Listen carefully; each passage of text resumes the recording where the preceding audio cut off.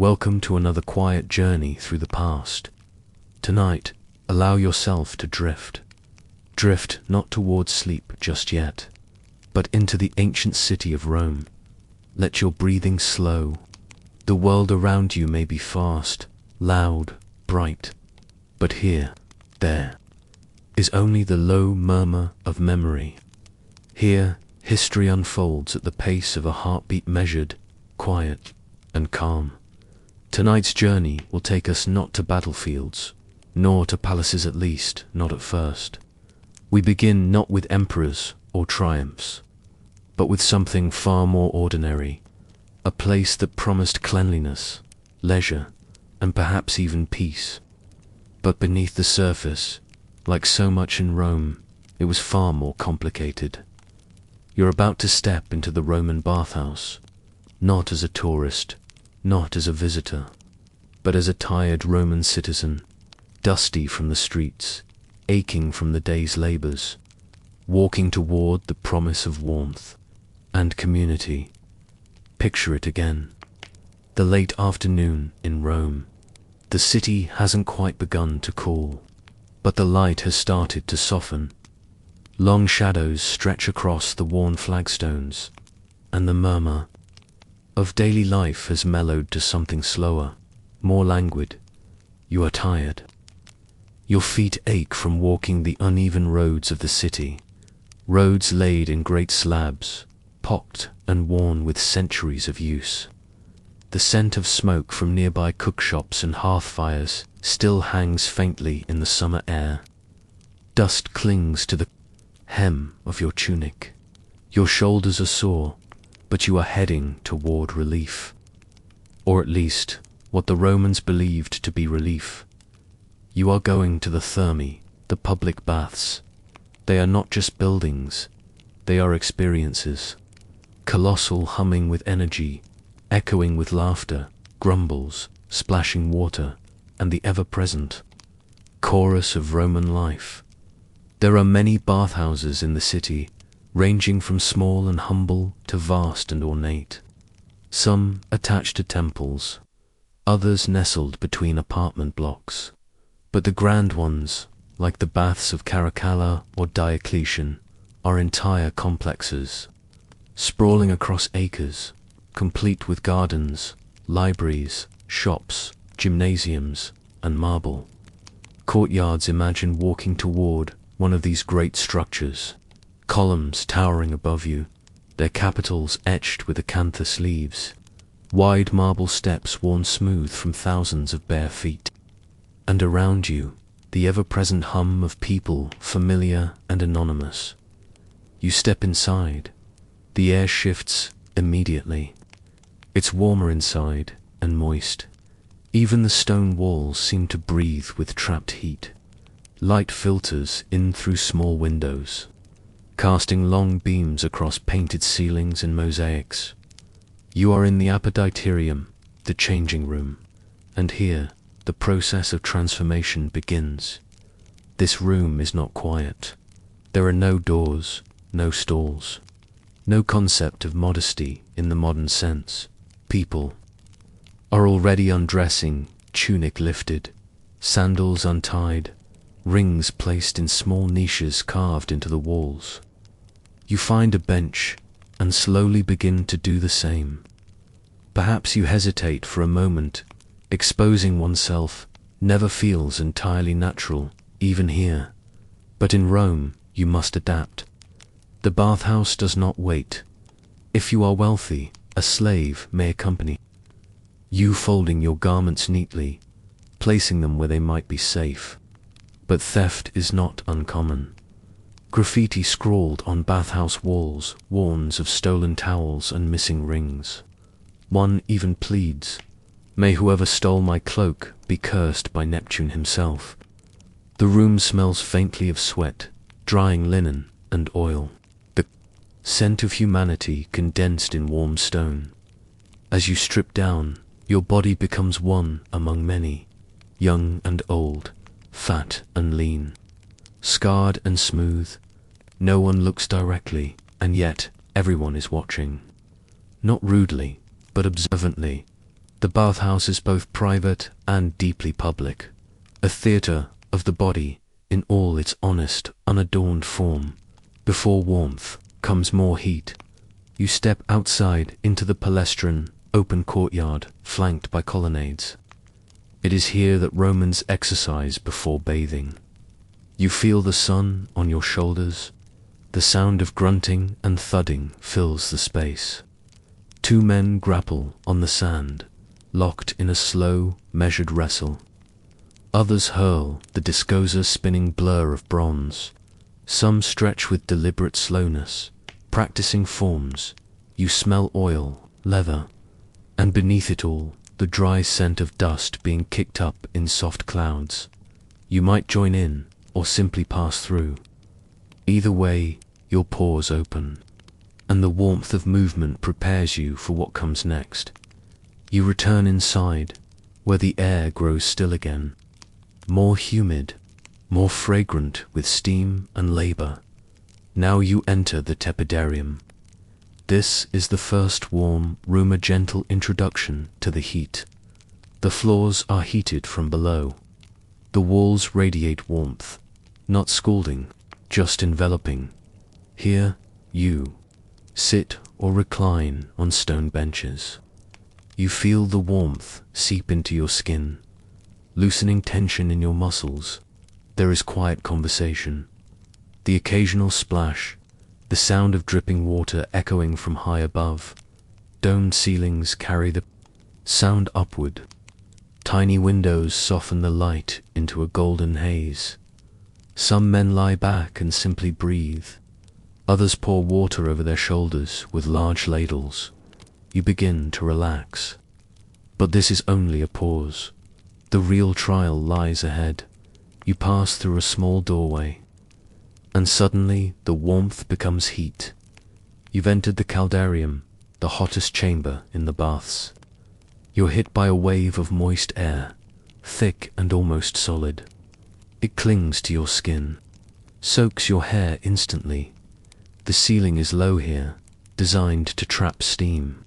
Marble benches circle the perimeter, glowing faintly from the furnace heat beneath them. The walls are slick with condensation. Frescoes faded from years of moisture depict mythic scenes. Nymphs, satyrs, gods with knowing smiles. In the center, a deep basin or sunken pool, labrum holds steaming water, and rising from it, a dense mist. Your skin tingles. Breathing feels deliberate. Some men bring a cloth soaked in cold water to place over their heads. Others sit hunched, eyes closed, mouths slightly open, sweat dripping steadily from their brows. This is where the body is purged, where toxins, both real and imagined, are driven out through the skin. You stay as long as you can. The heat presses in from all sides. It becomes difficult to tell where your body ends and the air begins. And when you finally stand, your legs feel heavy. Your thoughts slow. You move now to a small alcove, quiet, lit by flickering lamps or narrow shafts of daylight. Here begins the strigil ritual. You coat your skin with olive oil. The oil is meant to lift the dirt from your pores. A kind of Roman soap, though it doesn't lather. Then, using a curved metal blade, the strigilu scrape it off. Long, slow strokes, from your shoulders, down your arms, across your chest, down the thighs. The sensation is strange. Not painful, but not gentle either. It leaves the skin raw, flushed. Attendants called capsiria for help for a small fee. But some strigils are communal, passed from one bather to another. The mixture of oil, sweat, dirt, and dead skin falls to the floor. In wealthier baths, it is quickly wiped away. In others, it collects. You try not to look down. Instead, you focus on the warmth lingering in your limbs. You are nearly clean, or as clean as a Roman bath would make you. At last, you approach the frigidarium, the final room. The air here is brisk. A noticeable drop in temperature greets your damp skin with a shiver. The pool ahead is carved from smooth stone, its surface still, like a mirror. Some plunge in quickly, gasping slightly. Others lower themselves slowly, teeth clenched. You ease in. The cold wraps around your ankles, then your knees, your chest. Your breath catches for a moment, and then relief, the heat evaporates. Your pores close. You feel clean, calm, and above all, finished. You rise from the water, and the air now feels pleasant against your skin. You reach for a towel coarse, slightly damp. If you're lucky, it's free of lice. If not, well, you'll know soon enough. And now, the part that is perhaps most Roman of all. The interaction. The bathhouse is where Roman society rubs shoulders, where class lines blur, and then sharpen again with subtle cues. Here, senators might speak with merchants, philosophers debate with soldiers, clients wait patiently for the nod of a wealthy patron, deals are whispered in the corners, alliances made beside fountains, favors promised beneath frescoes of Neptune and Venus. The baths are a stage, and every gesture, how you walk, who you speak to, how long you linger is part of the performance. You dry off slowly, dress, and step once more into the dusty, noisy streets of Rome, perhaps not relaxed, but renewed, or at least re-entered, into the rhythm of Roman life, from the damp heat of the Caldarium. We now move to a different kind of pressure, one not found in steam rooms, but on battlefields and senate floors. You ease in. The cold wraps around your ankles, then your knees, your chest. Your breath catches for a moment, and then, relief, the heat evaporates. Your pores close. You feel clean, calm, and above all, finished. You rise from the water, and the air now feels pleasant against your skin. You reach for a towel coarse, slightly damp. If you're lucky, it's free of lice. If not, well, you'll know soon enough. And now, the part that is perhaps most Roman of all. The interaction. The bathhouse is where Roman society rubs shoulders, where class lines blur, and then sharpen again with subtle cues. Here, senators might speak with merchants, philosophers debate with soldiers, clients wait patiently for the nod of a wealthy patron, deals are whispered in the corners, alliances made beside fountains, favors promised beneath frescoes of Neptune and Venus. The baths are a stage, and every gesture, how you walk, who you speak to, how long you linger is part of the performance. You dry off slowly, dress, and step once more into the dusty, noisy streets of Rome, perhaps not relaxed, but renewed, or at least re-interred into the rhythm of Roman life. From the damp heat of the Caldarium, we now move to a different kind of pressure, one not found in steam rooms, but on battlefields and senate floors. Let us leave behind the oil and marble and walk now into the heart of Roman ambition, to the life of a man whose name shaped legions, and who helped lay the foundation for empire and its eventual unraveling. Gaius Marius awaits, a man from humble beginnings, a soldier, a statesman, a reformer, a storm cloud over the Republic's fragile sky. Imagine yourself walking along a dusty road in the Italian countryside. The hills are gentle, the wind soft. You're far from Rome, several days' journey. Southeast, in a town called Arpinum. This is not a glamorous place. Its fields grow olives, its pastures echo with bleating goats, and its people are known more for sweat than for speechcraft that it is here. Sometime around 157 BCE, that Gaius Marius is born. No marble statues mark his arrival, no astrologer's chart, the stars for signs of greatness. He is born into a plebeian family of the equestrian order, perhaps, but still modest. People of means, but not of power. Not yet. He would never speak Greek fluently. He would never cultivate the poetic, educated image that so many Roman nobles valued. His hands, quite literally, would remain calloused. But even in his youth, people noticed something. A focused stare, a stillness, not of gentleness, but of calculation. He watched, listened, waited, and he grew. Like many ambitious young men in Rome, Marius sought his fortunes in the army.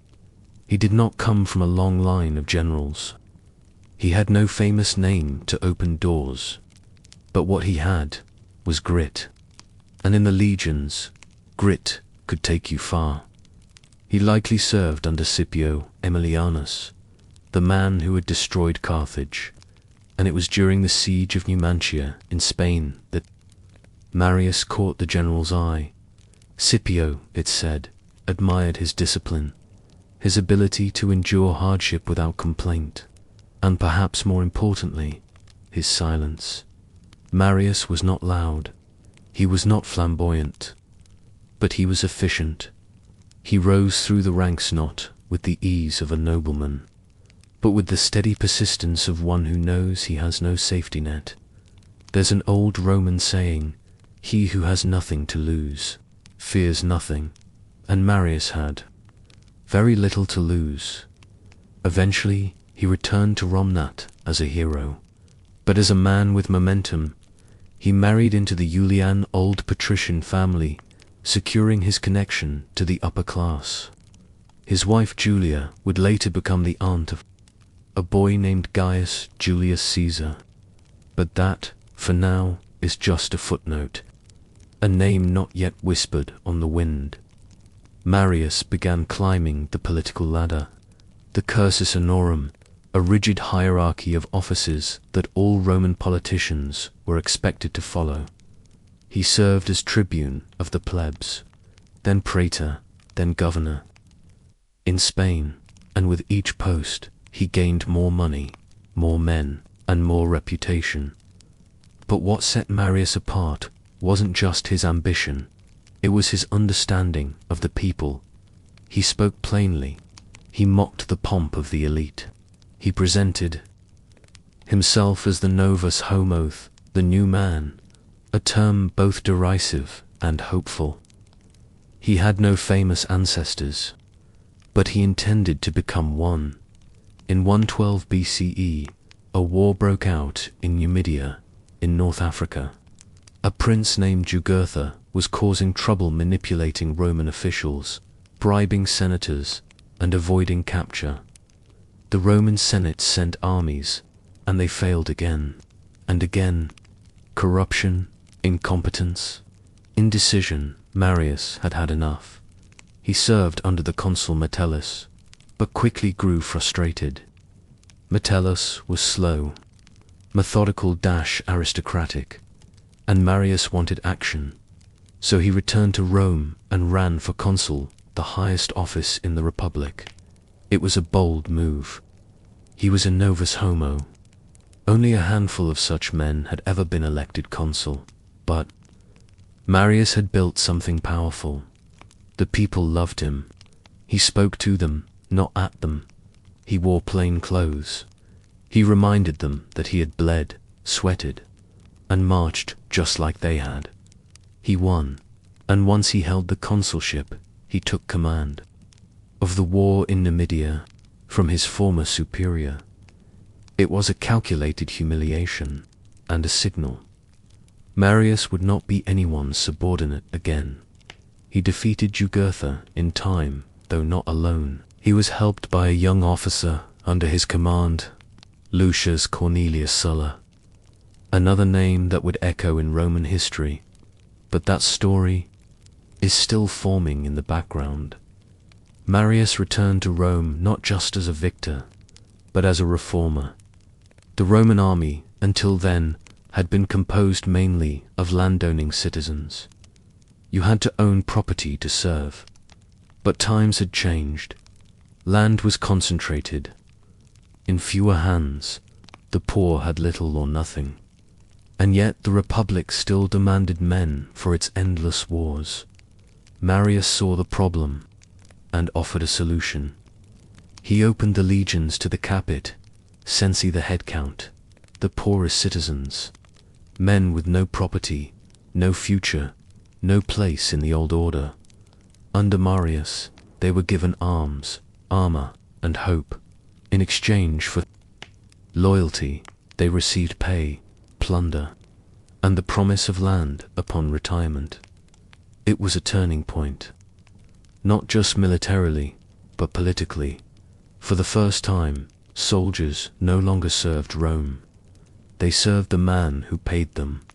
The bonds of loyalty began to shift. From the Republic to the general, a quiet crack had appeared in the Roman foundation, and few noticed.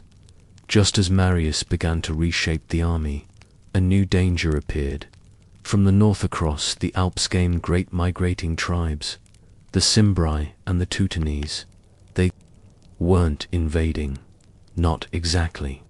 They were moving, seeking new lands. But their sheer numbers terrified Rome. Roman armies were crushed, one defeat after another. Tens of thousands killed in desperation. Rome turned again to Marius.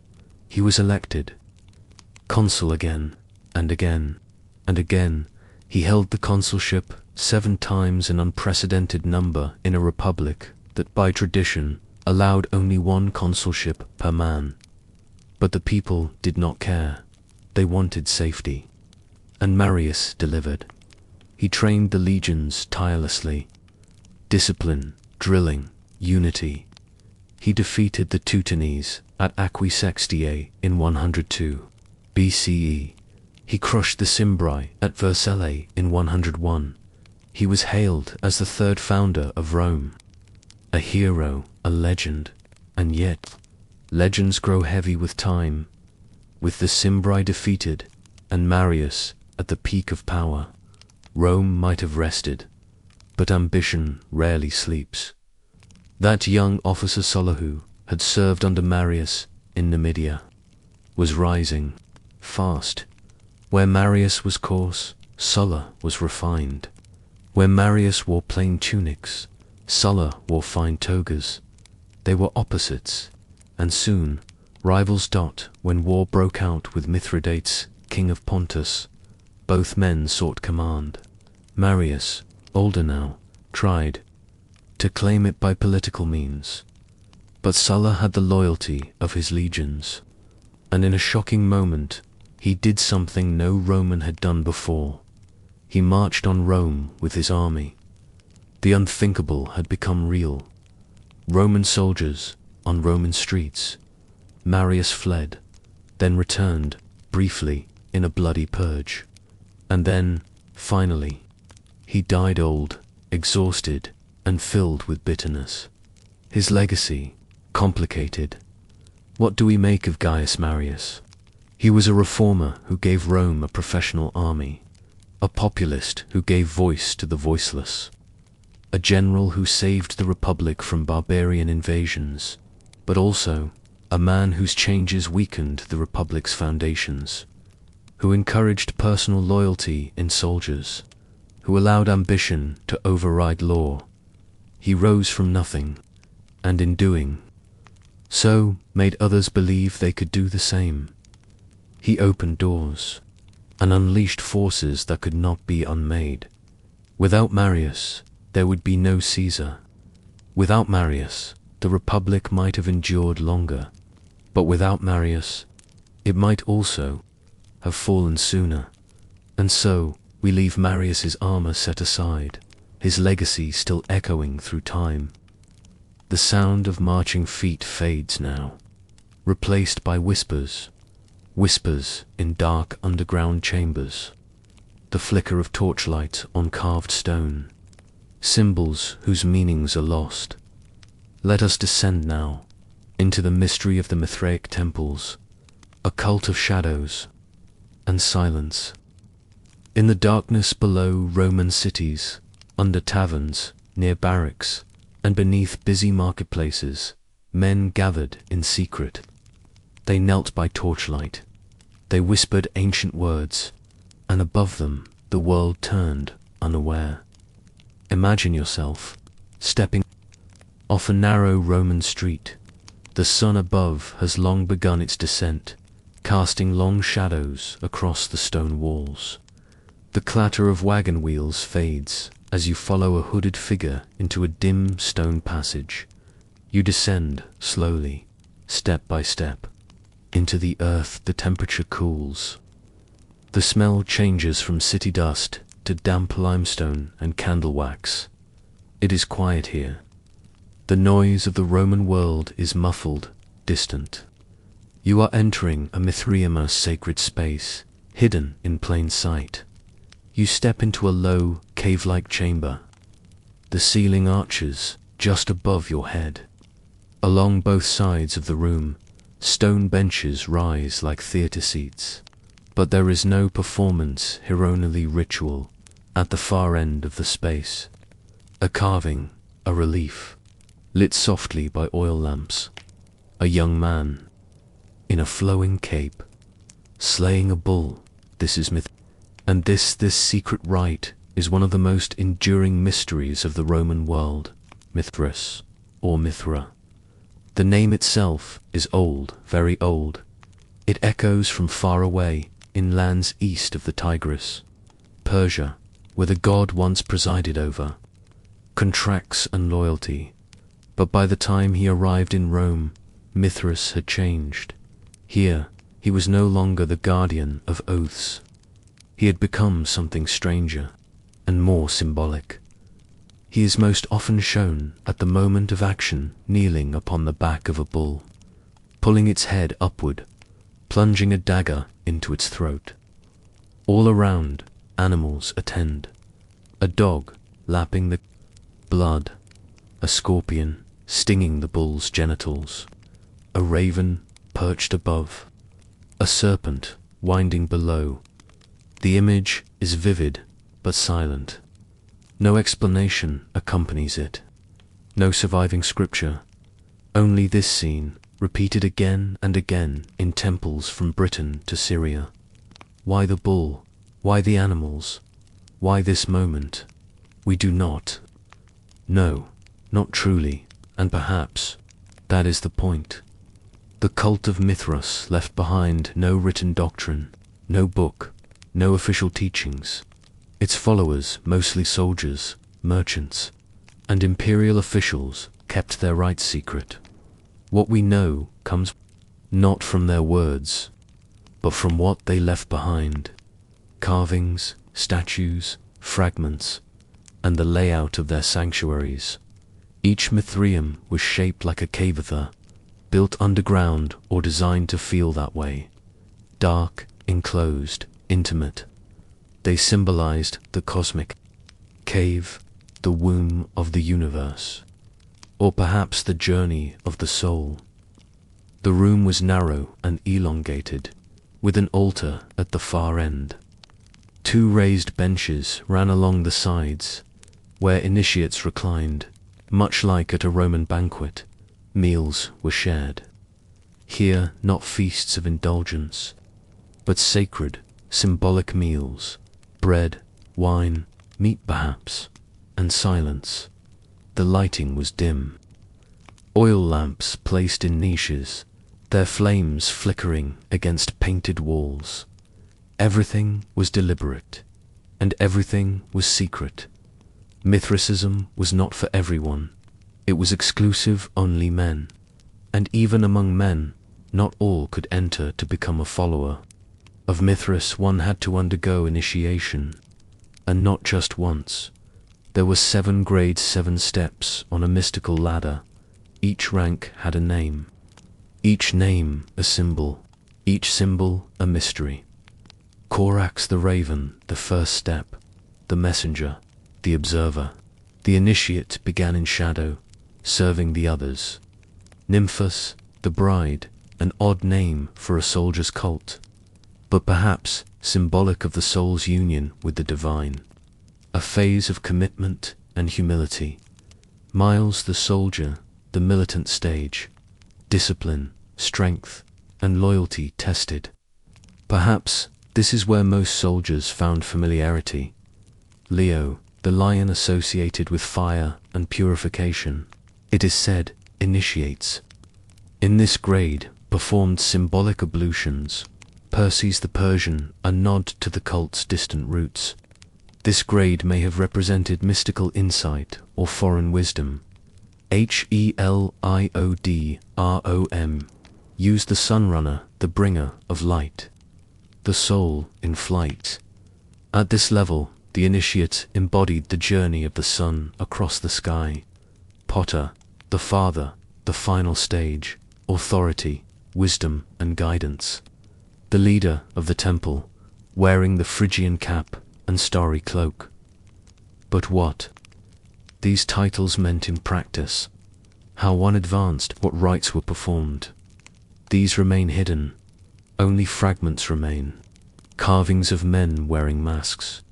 References to torches, chants, and fire. A whispered initiation in the dark dot. Why, you might wonder, would Roman men, especially soldiers, be drawn to such mystery? The answer may lie in the structure of the cult. Unlike the state religions of Rome, with their grand temples and public sacrifices, Mithraism was intimate. Temples held no more than 30, sometimes 40 men. Everyone knew everyone. They shared meals, took oaths, guarded secrets together. In the chaos of military life, with war and distance pulling men from their homes, the Mithraic cult offered structure, belonging, and a sense of cosmic purpose. It offered a moral universe in miniature, light and dark, life and death, sacrifice and reward, and all of it. Beneath the surface, one of the most fascinating aspects of Mithraism is its astronomy. Many scholars believe the cult was deeply astrological. In the carvings, the bull may represent the constellation Taurus, the scorpion Scorpius, the dog, the serpent, the raven, each linked to constellations in the night sky. The slaying of the bull may symbolize the precession of the equinoxes, a cosmic transition from one age to another. The entire cult, then, might have been an allegory for cosmic order, a hidden map of the heavens, revealed only to those who had been initiated. The journey through the 7 grades, perhaps a symbolic ascent of the soul, through the 7 classical planets, from the moon, to the sun, to the stars beyond. If so, then every meeting in every underground temple was a kind of cosmic rehearsal, a miniature universe played out in stone and silence. At its height, Mithraism was widespread. Temples have been found beneath churches in London, in the ruins of Ostia, in the hills of the Danube frontier. But then it vanished. Why? One answer: Christianity. As the Christian faith spread, it offered its own brotherhood, its own rituals, light and mystery. But unlike Mithraism, Christianity was inclusive. It welcomed the poor, women, families. It offered forgiveness and hope. And eventually, it was backed by the empire itself. By the 4th century CE, Mithraic temples were sealed, their carvings smashed, their altars buried. Some say the last Mithrai became wine cellars. Others simply collapsed, forgotten beneath centuries of dust. And yet, if you walk beneath certain cities, Rome, London, Budapest, you may find them. Still, the stones are cold now, the lamps long extinguished, but the shape remains. the benches, the altar, the silent figure of Mithras, forever locked in the moment of sacrifice. We may never know exactly what the followers of Mithras believed. Their secrets died with them, but perhaps that was the point. Some truths they believed were not meant to be spoken, only lived and remembered. In silence and in darkness, let us now emerge slowly from that quiet underworld, leaving behind the cool stillness, the flickering lamps, the whispered oaths dot above. The world of Rome continues, bright, loud, gilded, and among its marble halls and open courtyards, the elites dine. Our next journey will take us there, to the glittering, complicated rituals of a Roman banquet. Not just food, but theatre. Not just wine, but power. A night in a Roman villa awaits. A dinner in ancient Rome was never just about food. It was about hierarchy, performance, and ritualized control. Luxury on the surface, calculation beneath. Let us step into a world where every bite says something, and every guest is being watched. Picture yourself walking slowly along a quiet country road. The sun is low now, orange gold, behind a veil of soft clouds. You hear the gentle chirr of cicadas, the distant barking of dogs from a nearby farm. The air smells of warm earth, crushed herbs, and a hint of wood smoke. Ahead of you, a villa, not just a house, not even just a mansion, but a statement, large, serene, and elegant. The estate of a Roman senator, perhaps in the hills outside Rome or along the coast of Campania. Its entrance gate is flanked by statues, perhaps of reclining gods or ancestors in idealized marble. A slave waits at the gate, silent, motionless. You are expected. You pass beneath a painted archway into the atrium, the heart of the Roman house. The floor is a geometric mosaic, tiny stones laid perfectly, forming swirling designs. In the center, a shallow pool. The impluvium catches rainwater from the open roof above. The light inside is cool and indirect. The air smells faintly of perfume and oil and wax. Slaves move silently around you. One takes your cloak. Another offers a silver basin to wash your hands, fragrant with rosewater or crushed laurel. You are not alone. Other guests arrive, men in elegant tunics, some in white togas edged in purple. You exchange polite nods. The host is not yet here. He will enter when the time is right. To appear too eager would be unbecoming at last. The evening begins. You are led into the triclinium, the dining room. The room is designed not for function, but for form. 3 couches arranged in a U shape, each wide enough for 3 guests. In the center, a low, polished table, and at one end of the room against the wall a backdrop, a fresco, perhaps of Bacchus, the god of wine, or a mythological scene, Achilles at Troy, or Hercules feasting with the gods. You are directed to your couch. Where you recline says everything. The host will lie at the center of the left couch, the place of honor. Next to him, the most esteemed guest. Those farther down the arrangement are gently reminded of their place. You lower yourself onto the cushions, left elbow bent, legs stretched outward. An awkward position at first, but one that all Romans learn. Dinner is not meant to be rushed. It is a performance of leisure, and now the servants begin to enter. The meal begins softly with the gestatio, or appetizer course. Slaves carry in silver platters, balanced effortlessly on fingertips. Each plate a tiny work of art. Olives marinated in brine and herbs, figs stuffed with almonds and drizzled in honey. slices of cold dormice, rolled in poppy seeds and spices. Yes, dormice, a delicacy, roasted or boiled and served whole. Small bowls of mulsuma, sweet wine mixed with honey are passed around. The flavor is sharp, syrupy, and strangely warming. There is conversation, but it is measured. The host sets the tone. If he wishes for political talk, it begins. If he favors poetry or gossip, the mood shifts accordingly. Laughter comes, but rarely from the host himself. Others laugh to flatter, to belong. Now, the main dishes arrive. The servers move in synchronized silence, each placing their platters precisely. Roast boar, carved tableside, its skin crisp with bay leaves and sea salt, whole fish perhaps, red mullet, or sea bass garnished with sliced leeks and fermented sauce. Pheasants or peacocks with their feathers reattached for dramatic flair. And always garum, the fermented fish sauce. Pungent, salty, rich.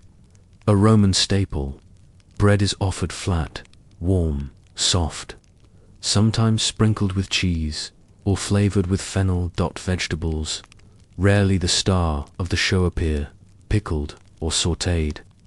Leeks, lentils, asparagus, or onions soaked in vinegar. Everything is plentiful, but not all guests indulge equally.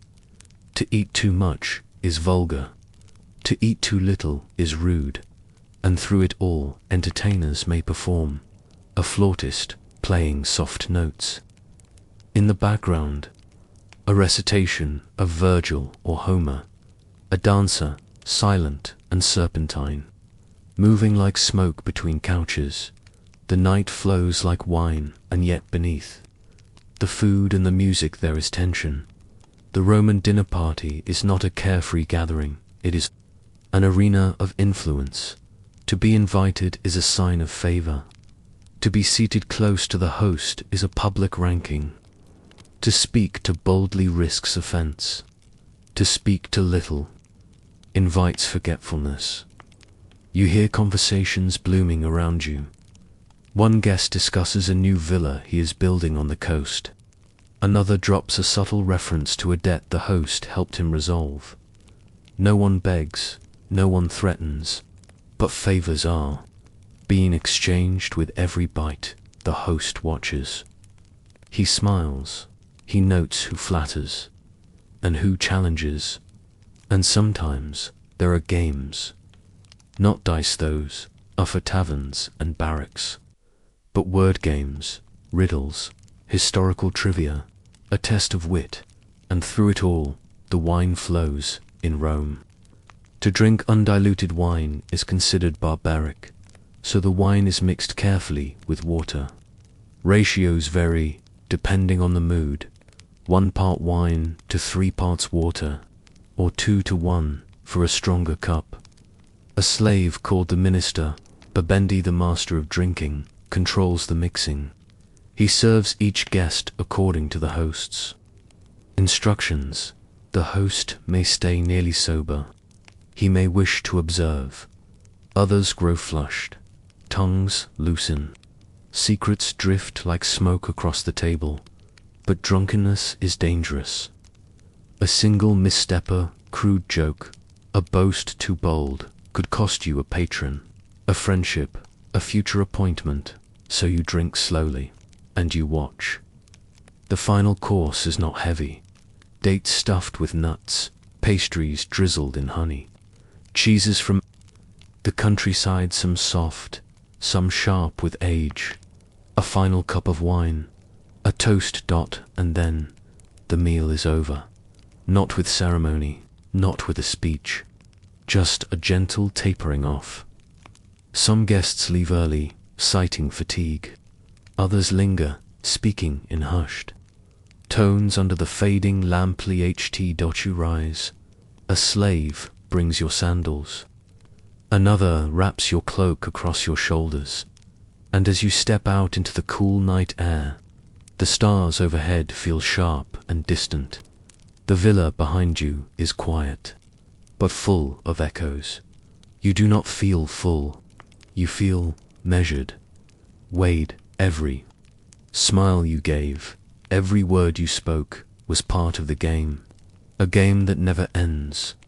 A Roman banquet was not about indulgence. Not truly. It was about position, about showing what could be offered and what could be withheld, about making generosity a currency. The food was real, the wine intoxicating, the music lovely, but the real nourishment, influence. For the senator reclining at the center of the triclinium, every guest was a potential ally or a threat, or both. And every evening was a chance to feed not just bodies, but reputations. The echoes of that Roman villa grow quieter. Now the laughter has faded. The silverware has been cleared. The embers in the brazier are dim. We have wandered the baths, marched with generals, knelt in secret temples, and reclined with senators. Let us now gently return from the world of ancient Rome, to close our eyes and rest, from grime to grandeur, from ambition to secrecy, from heat to stillness. Rome unfolds behind us, not in haste, but in peace.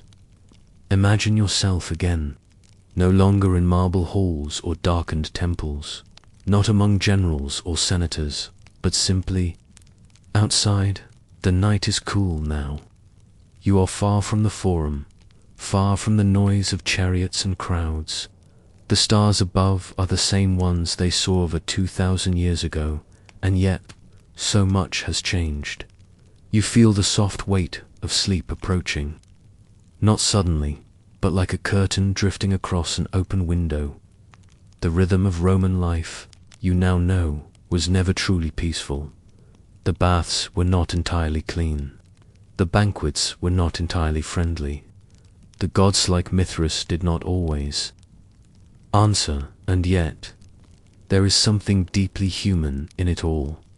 A yearning for connection, for ritual, for meaning, for rest, even in a world that rarely allowed it. They worked, they fought, they feasted and feared and wondered, just as we do. And then they, too, slept, perhaps on hard mats in military camps, or beneath embroidered covers in coastal villas, or on bare floors in city insula, lulled by the sound of carts and rain. Now, their world is dust and stone, but tonight it lived again softly in your imagination.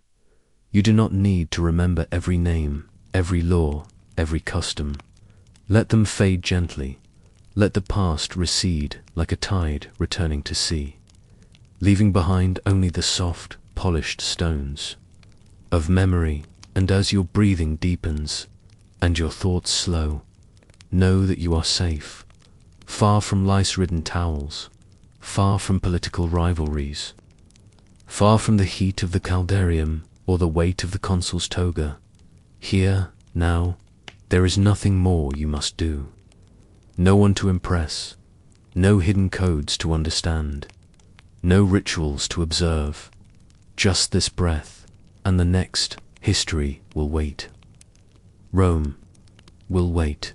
Tonight you are only you, and that is enough. So close your eyes and let the ancient world drift softly into silence. Good night and sleep well. Oft ambient background music, gentle rain or rustling bamboo. Welcome. You found your way to a quieter corner of the past. Let your breath settle. Let your thoughts slow. And together, let us take a gentle walk through the worn footpaths of history. Tonight, we turn our gaze to the island nation of Japan. Not the neon glow or crowded trains of modern Tokyo, but the quiet, orderly hum of life during the long, slow centuries of the Edo period, the era of shoguns and samurai, of incense and silence, of tightly woven routines and tightly bound fates. Imagine yourself standing at the edge of a rice paddy, your feet sinking slightly into the damp earth. The year is 1723. The world feels very still, and yet every moment of your life is shaped by the slow grind of unseen forces, taxes, hierarchy, and obligation. This is not a story of battles or conquests. It is a story of endurance. Through the next 2 hours, we will explore the texture of life in feudal Japan, from the relentless labor of rice farmers to the ritual drama of the 47 Ronin, from whispered tales of fox spirits and ghosts in quiet villages, to the cold, quiet discipline inside a samurai mansion. So let your eyes grow heavy, let the past unfold gently, and begin the journey. Distant wind through reeds, soft water lapping at the edge of a flooded paddy, a wooden bell tolling once, then fading. Imagine, if you will, a narrow footpath winding its way through the lowlands of Honshu, the central island of Japan. The sun is still low, draped in the morning mist. Its pale light filters through the veil of cloud that often lingers over the mountains, casting long shadows across the wet, mirror-like surfaces of the rice paddies. It is the year 1723. You are 28 years old. You have never seen the sea. You have never left your village. You do not read. You do not write. But you know the seasons with the intimacy of breath. You know the weight of a hoe in your hand, the feel of cool water soaking the hems of your trousers, and the aching satisfaction of pulling weeds until your fingers go numb. You were born here. Your father was born here. His father, too. The thatched hut where you sleep at night rests on a foundation of smooth stones and quiet acceptance. You are a rice farmer, and that means you are bound by land, bound by law, bound by rhythm. The Tokugawa shogunate, which governs this land with a heavy but distant hand, has arranged society into clear and immovable ranks. There is peace now, hard won after centuries of war, but peace in this world is not freedom. At the top stands the shogun himself, lord of the military government, ruler in all but name. Beneath him, the great daimyo feudal lords each, presiding over their domains with proud banners and vast estates. Then the samurai, warriors no longer at war, bureaucrats, enforcers, administrators with swords. And then far below, the rest, artisans who shape beauty from clay and lacquer, merchants whose profits whisper of danger to the natural order, and finally, you, a nomin, a commoner, a farmer. You are poor, but you are also crucial. Your rice feeds the system. Your labor sustains the country. In theory, this grants you a measure of respect. In reality, it binds you like the thick hemp ropes used to lash bundles of harvested stalks. You are not free to leave your village, not even for a day. You may not change professions. You may not speak out. You may not look a samurai in the eyes. The day begins not with sunlight, but with sound. A slow, resonant clang from the village bell tower, wooden frame holding a bronze bell passed down through generations. The bell does not rush. It tolls gently, but its sound is law. It marks the beginning of the communal day. Already, smoke curls upward from the cook fires. The scent of boiled millet drifts through the air, mingling with the ever-present dampness of wet soil. You eat quickly, a wooden bowl of gruel, a few pickled vegetables, maybe a small piece of dried fish, if fortune has been kind. There is no privacy. Life is lived together. The walls between homes are made of thin wood and paper. Conversations are quiet, movements measured. The headman of the villager man, with slightly cleaner robes and slightly more food, has already walked the paths, checking for absences, infractions, or signs of disobedience. Each household belongs to a Goningumia collective group of 5 families. If one man breaks the law, all 5 suffer. If a woman runs away, the neighbors must answer for her. It is a system designed to preserve harmony, but it creates a kind of quiet fear. A fear of standing out. A fear of failing others. A fear of being noticed. The rice fields are the heart of your world. Each paddy is bounded by raised mud ridges, carefully maintained. In the spring, the fields are flooded, and the water reflects the sky like still glass. You stand ankle-deep in it, planting seedling after seedling with methodical care. There is a rhythm to it. Step, bend, plant, step, bend, plant. You hum a work song under your breath, not to entertain, but to keep time. Others join in low voices, rising like mist over the fields. In summer, the heat becomes oppressive. The air thickens, insects swarm. Sweat runs freely, and the work becomes heavier. You weed constantly.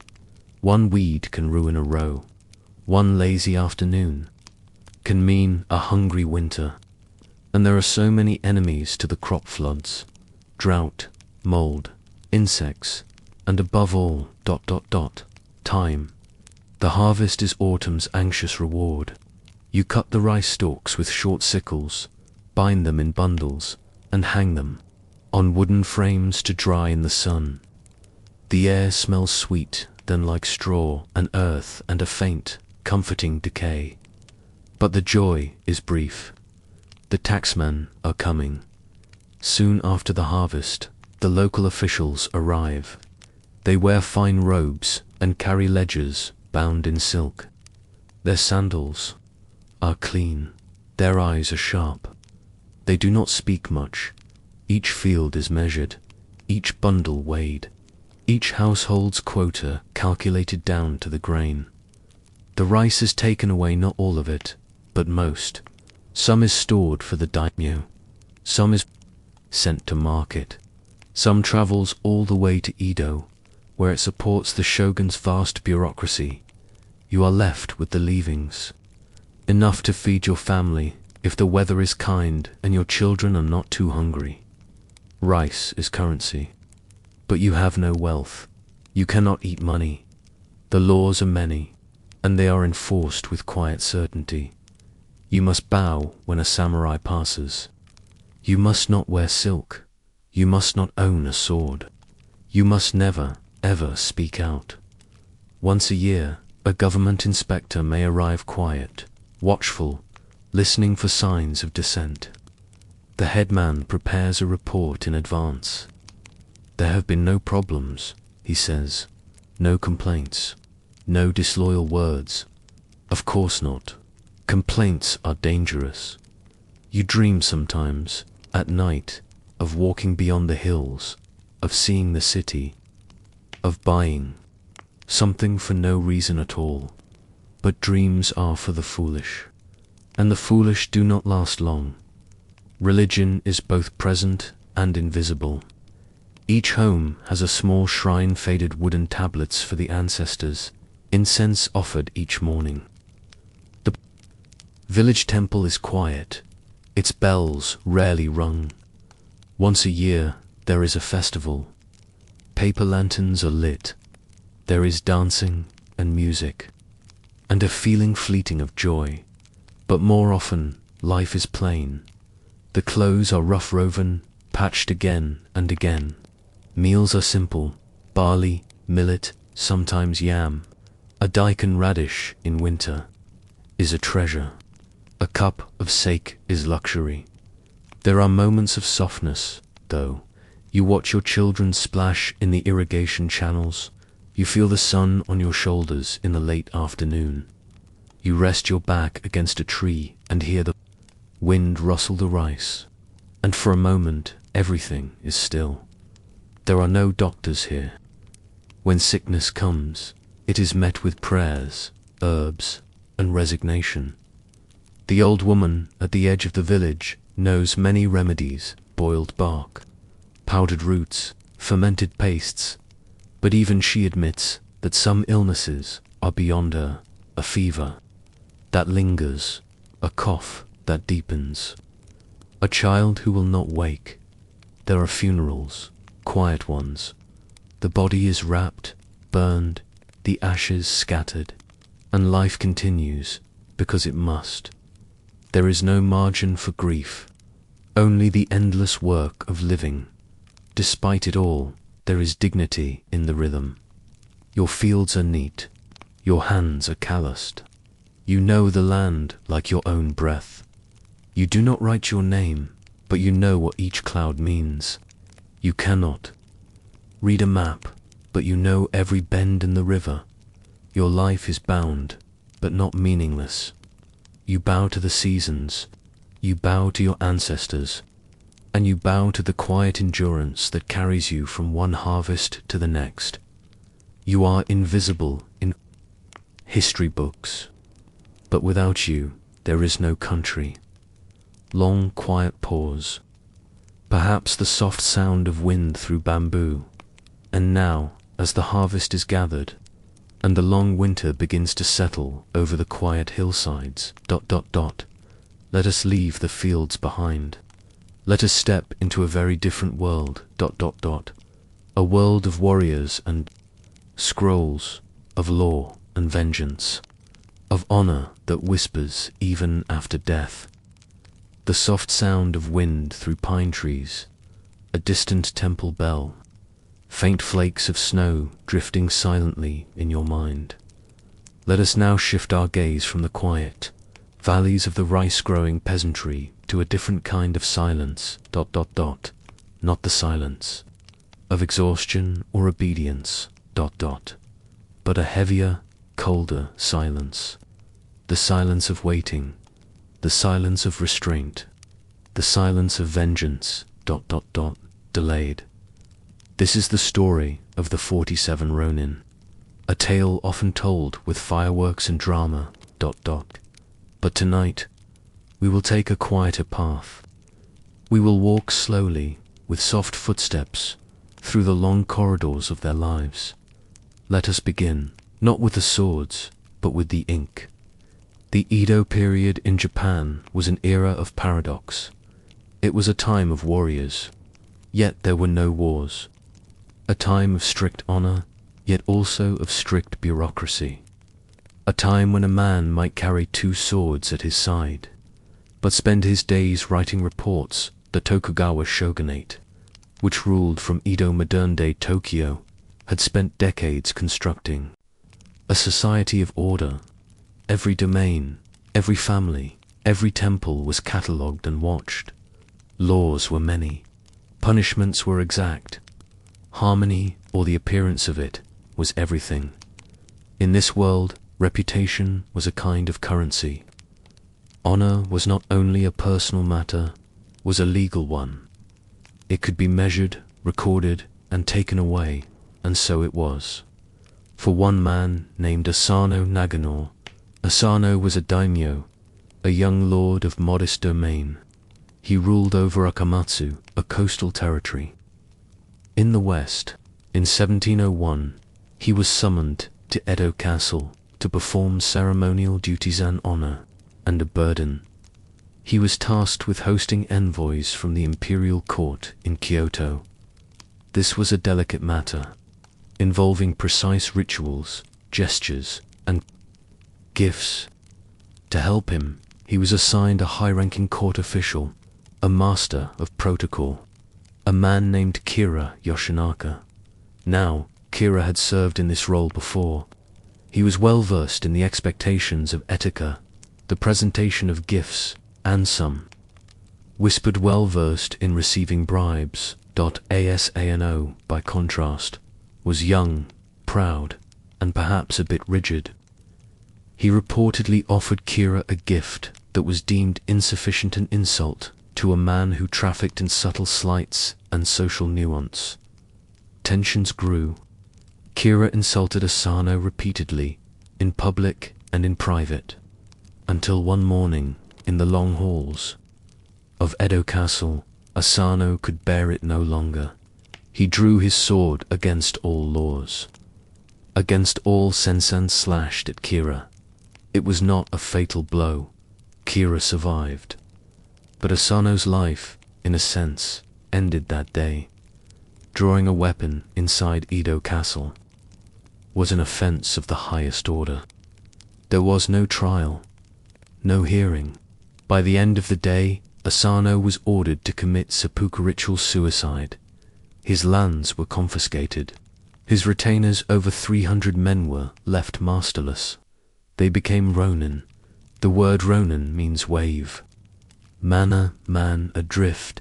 A man without an anchor. To be ronin was not just unemployment. It was humiliation. It was shame. A samurai's identity was bound to his lord. Without one, he was incomplete. Some of Asano's former samurai found other work. Some faded into obscurity.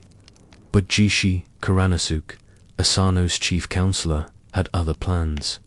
He was a quiet man, a thoughtful man, not prone to impulsive gestures. And so, when others wept and shouted, Jishi remained still. He bowed to the new reality. He returned home to Kyoto. He let his hair grow messy. He was seen in taverns. He was seen drunk. He was and forgetting. But he was not forgetting. He was waiting. For over a year, the ronin did nothing. There was no whisper of rebellion, no sign of unrest. Some had families. Some took up trades. Some drifted to the edges of society.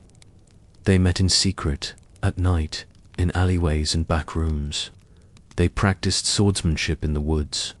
They studied Kira's movements, his guards, his routines, his weaknesses. They knew the law. They knew that vengeance, if openly pursued, would be condemned. But they also knew that doing nothing would leave their master's name stained forever. And so they waited, through seasons, through suspicion, through the slow erosion of doubt. They became shadows of themselves, but they never forgot. The night was cold. It was the 12th month of 1702. Snow had fallen quietly on the rooftops of Edo. Kira. Yoshinaka had taken precautions. He had reason to fear, but over a year had passed. Perhaps he thought the threat had faded. It had not. 47 ronin gathered in the darkness. They wore black robes. They carried weapons carefully hidden in bundles. They approached Kira's mansion from two sides, front and rear. They carried ladders. They carried ropes. They carried resolve. There were guards, of course. Some fought, some ran, but the ronin moved with precision. There was no bloodlust, only purpose. They found Kira hiding in a storage shed. He did not resist. They offered him the chance to die with honor, to commit seppuku, as Asano had. He refused, and so they took his life. They washed his head. They wrapped it in cloth. They walked through the snow in silence, all 47 of them, to the temple where their lord Asano was buried.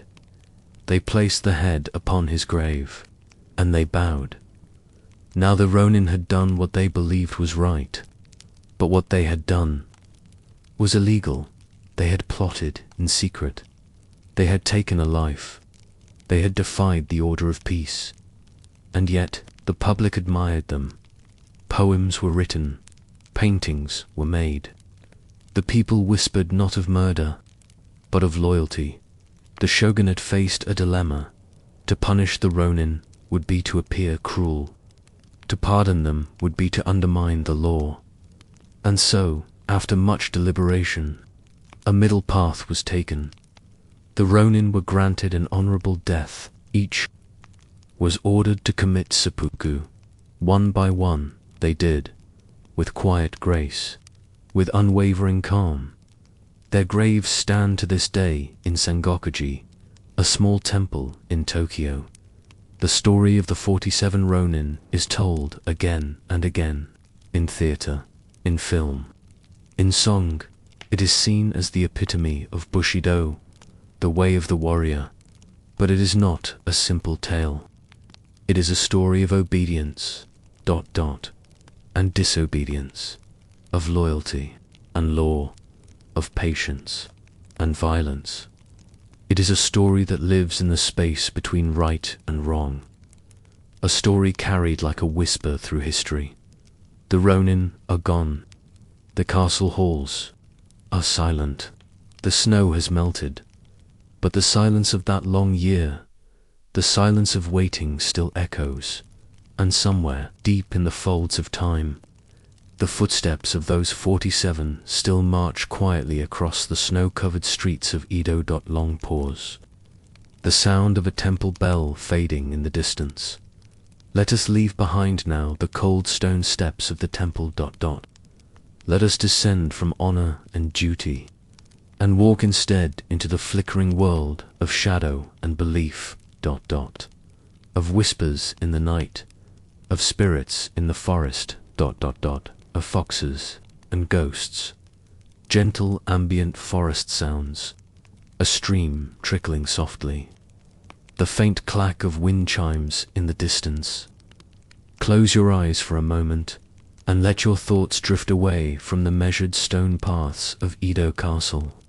Let the silence of law and ritual dissolve and allow something older, softer, and stranger to take its place. Imagine yourself not in the center of political power, but back in the countryside, in a small village nestled at the edge of a forest, where the trees are tall, the undergrowth thick, and the line between what is seen and what is unseen is thin and shifting. You are standing on a dirt path that curves gently through mossy stones, the air thick with the scent of cedar and damp leaves. It is twilight. The world around you holds its breath, and just for a moment, you wonder if something is watching you. This is not just superstition. This is life in rural Japan. A life shaped not only by rice and taxes, but by spirits, stories, and unseen rules. In the Japan of the Edo period, belief was not just a system of worship. It was the architecture of daily life. Temples and shrines dotted the land. Every village had at least one shrine to the Kamitha spirits of place, of mountain, of river, of rice field. But these spirits were not gods in the way we might think of gods. They were more like presences, forces that had to be respected, soothed, and never taken lightly. You didn't need to visit a temple to be religious. You lived among the sacred every day. A large stone might be wrapped in a white braided rope. Mark it as inhabited. A gnarled tree might have tiny paper strips fluttering from its branches. Go haste kindling that a spirit lived within. A bend in the road where people had once seen a glowing figure at night would be marked and avoided after sunset. Religion and folklore were not separate categories. They blended into a quiet, omnipresent fabric. The official religion of the state was Buddhism, with its temples and monks and funerary rites. But Shinto, the way of the kami, was older and more intimate, and beneath both, in shadow, there were the stories. The people of Edo Japan lived in a world inhabited by yikai, a broad and gentle term that can mean spirit, monster, creature, or simply other. Some were mischievous, some were vengeful, many were ambiguous. They were not always seen, but they were always near. Perhaps the most well-known of these spirits, then and now, was the kitsune. The fox, to meet a fox on the road at dusk, was an occasion to pause and think carefully. In everyday life, the fox was a clever creature, but in folklore, the kitsune was far more than just clever. It was magical, capable of changing its shape, capable of becoming human, often a beautiful woman. Foxes were said to possess people, to whisper secrets, to play tricks, or grant blessings. They served the rice deity Inori, and shrines to Inori are still guarded by pairs of stone foxes, wearing red bibs with solemn faces. If your daughter fell mysteriously ill, or began acting strangely, you might suspect Kitsunesuki fox possession. You would call for the village spiritualist. You would burn incense. You would speak softly, trying to coax the fox to leave. Was it illness? Was it imagination? Or was it something more? Some spirits were less playful. The Japanese ghost yurei was not a chain-rattling phantom, but something quieter, colder, more sorrowful. These were souls who had died with unfinished business. Women abandoned by lovers. Samurai betrayed by their lords. Children lost to famine or illness. They were often described as pale, drifting, with long, unbound black hair and white robes like burial garments. A yurei might appear at the foot of your bed, or be glimpsed in the water near a bridge. They did not always speak, but their presence changed the air. To live in a village in Edo, Japan, was to know that ghosts were not rare. They were part of the story of a place. When someone died, the family observed Matsugo no Misu, the ritual of offering the dying person water, followed by the careful arrangement of funeral rites. Because if these rites were not done correctly, if the soul was not honored, it might linger, it might become restless even. Today, the festival of Obon honors these ancestral spirits, inviting them to return for a few days, to be fed, to be remembered, before gently sending them back to the other world. But it was not all fear. Spiritual life in the village was also about protection, rhythm, and gratitude. Each season brought its own rituals. In spring, farmers offered prayers to the Ta, no Kamitha, god of the rice field, asking for good planting conditions. Children placed dolls made of straw or paper into the river during purification rites. In summer, purification rituals involved walking beneath waterfalls or circling shrines barefoot to drive out impurity. Even illness had spiritual dimensions. If your child fell sick, you might pray at a Jizo statue protector of children. You would leave a tiny red bib or a small toy. You might walk in circles around the statue, whispering the child's name, asking for mercy in winter when food was scarce and nights were long. Families would gather near the hearth and tell stories of Kappa water demons who lurked in rivers, or Tengu bird-like spirits who lived in the mountains and watched over wayward monks. These stories were not just entertainment, they were warnings, they were memory. They were ways to understand a world that was vast, unpredictable, and full of unseen forces. The people of Edo, Japan did not ask whether these spirits were real. That question did not matter. What mattered was that they were present, that the tree had a spirit, that the road at night was different from the road by day, that illness had a spiritual cause and a spiritual cure, that sorrow could follow a family for generations unless properly addressed. Even the act of sweeping the house could be a ritual done in silence. At dawn, to clear away not just dust, but lingering spirits, there was a tenderness in this worldview, an acceptance that the world was not entirely knowable, that humility and repetition and respect were ways to live with that uncertainty. In the heat of summer, there was a tradition called Hukumonogaraitha, telling of 100 ghost stories. Friends would gather at night in a dark room. A circle of 100 candles would be lit. After each story was told, one candle was extinguished. The room grew darker, quieter, and it was said that if all 100 were told, something might appear. Few dared finish. Children hung teru-bazu, little ghost-shaped dolls made of white cloths to pray for good weather.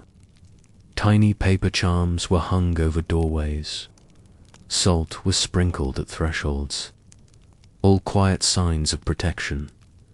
The world felt more fragile then, and so people created layers of care, layers of respect, layers of story. So much of life in Edo, Japan, was about balanced up between seen and unseen, between structure and spontaneity, between control and letting go.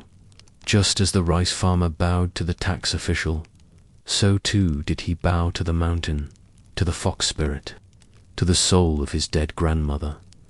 These gestures, these stories, these rituals, they gave shape to the vast unknown, even today. In modern Japan, you will find fox statues at Inari shrines, and stone jizo standing quietly by the roadside, wearing tiny caps and scarves placed there by unseen hands. You will find people clapping twice before they bow at a shrine, leaving offerings of sake, writing wishes on thin wooden plaques. The past is not gone, it lingers, like a presence just beyond the edge of vision, soft wind, the rustle of paper sliding in the dark, a single chime ringing faintly.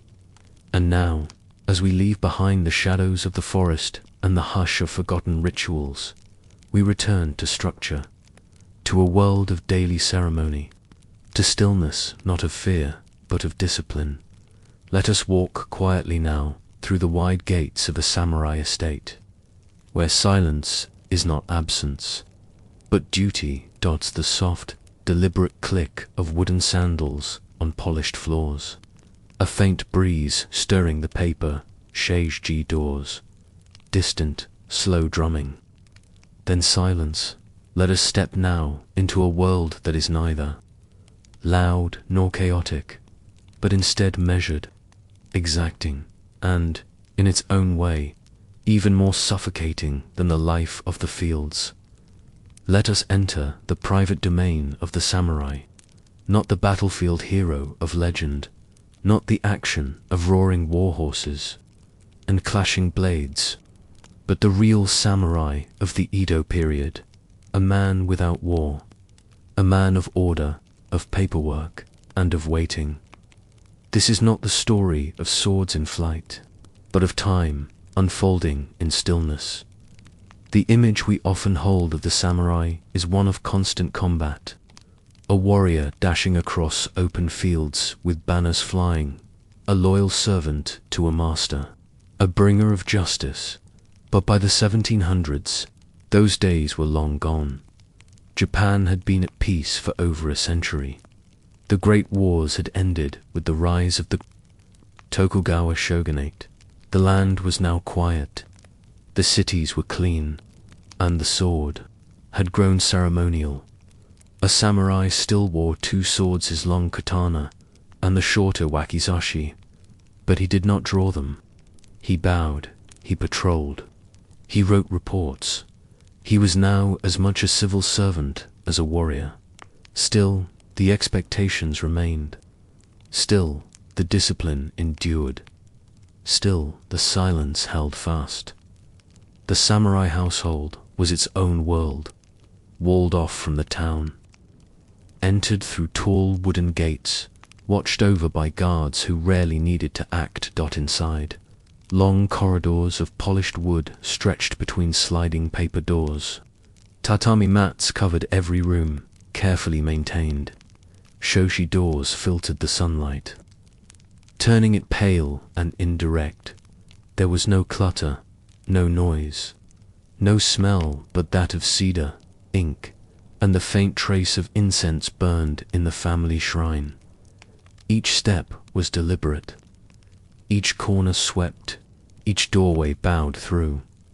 This was not a home in the casual sense. It was a living embodiment of hierarchy. You could feel it in the air. The day began, earlier ways early, at the sound of the wooden clappers, known as hyoshigi. The household would stir into motion, not with commotion, but with ritual. Servants moved first, lighting charcoal braziers, unlatching shutters, heating water for the master's morning tea. The samurai would rise without delay. He would dress slowly, carefully folding the layers of his kimono, tightening his obi, checking his swords. To be seen with untidy clothing was a disgrace. To show laziness was dishonor. Breakfast was simply usually rice, pickles, and miso soup, eaten kneeling in silence, facing the appropriate direction. Servants waited, eyes lowered, never speaking unless spoken to. Outside, the courtyard might already be swept. A tiny gravel path raked smooth, the pond still, the trees trimmed into shapes both natural and precise. Much of a samurai's day was spent in duty to his lord. This could mean guarding the gate, writing correspondence, reviewing land taxes, or attending official ceremonies in full dress for high-ranking retainers. There were frequent trips to the domain's castle. Meetings were stiff and heavily ritualized. Speech was formal. Silence was common. Even handwriting was watched. The brush had to move just so, each kanji shaped with care, each paper folded precisely to make an error, was not only sloppy, was disrespectful. Loyalty to the domain was absolute, and loyalty was shown not only through bravery, but through perfection. Even if the task was simple, the effort had to be whole. Though real warfare had faded into the past, a samurai was expected to maintain his readiness. Every few days, the courtyard or training hall would echo with the slow, precise sound of kata repetitive forms, movements of the sword practiced over and over, like a dance with invisible enemies. The bamboo swords would clash gently, without anger. Each strike measured, each motion controlled. There were no shouts, only breathing, only the sound of cloth moving against itself, and the faint hiss of the blade slicing empty air. Some practiced kaido archery, drawing the bow slowly, releasing the arrow in complete stillness. The goal was not just to hit the mark, but to become still enough to vanish inside the moment. This was not combat, this was control. Within the samurai home, the women, too, lived lives of order and quiet. The lady of the house managed the inner chambers. She oversaw the servants, arranged seasonal offerings, organized family rituals, and ensured propriety in all things. Women of samurai rank were educated, taught to read poetry, write letters, arrange flowers, and conduct the tea ceremony. Their elegance was not ornamental. It was expected. Some were trained in the naginata, a polearm weapon not for glory, but for duty, to defend the home if necessary. But even this practice was steeped in grace. Everything, always, was steeped in grace. Perhaps what defined life, inside the samurai mansion most clearly, was the absence of noise. Voices were soft. Footsteps were muted. There were no outbursts, no laughter that could be considered vulgar, no raised voices. Even joy wore a composed face. Children were taught to bow early, to speak in careful phrases, to sit properly, to wait for permission. Visitors were announced. Quietly, meetings occurred on tightly scheduled intervals. A meal was taken not just as nourishment, but as an opportunity to observe rank, etiquette, and ceremony to modern eyes.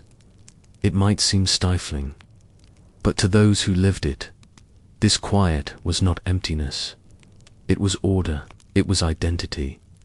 When a samurai failed, when he brought shame to his name, when his honor was called into question, there were clear consequences: dismissal, exile, or, at the end of that path, seppuku, ritual suicide.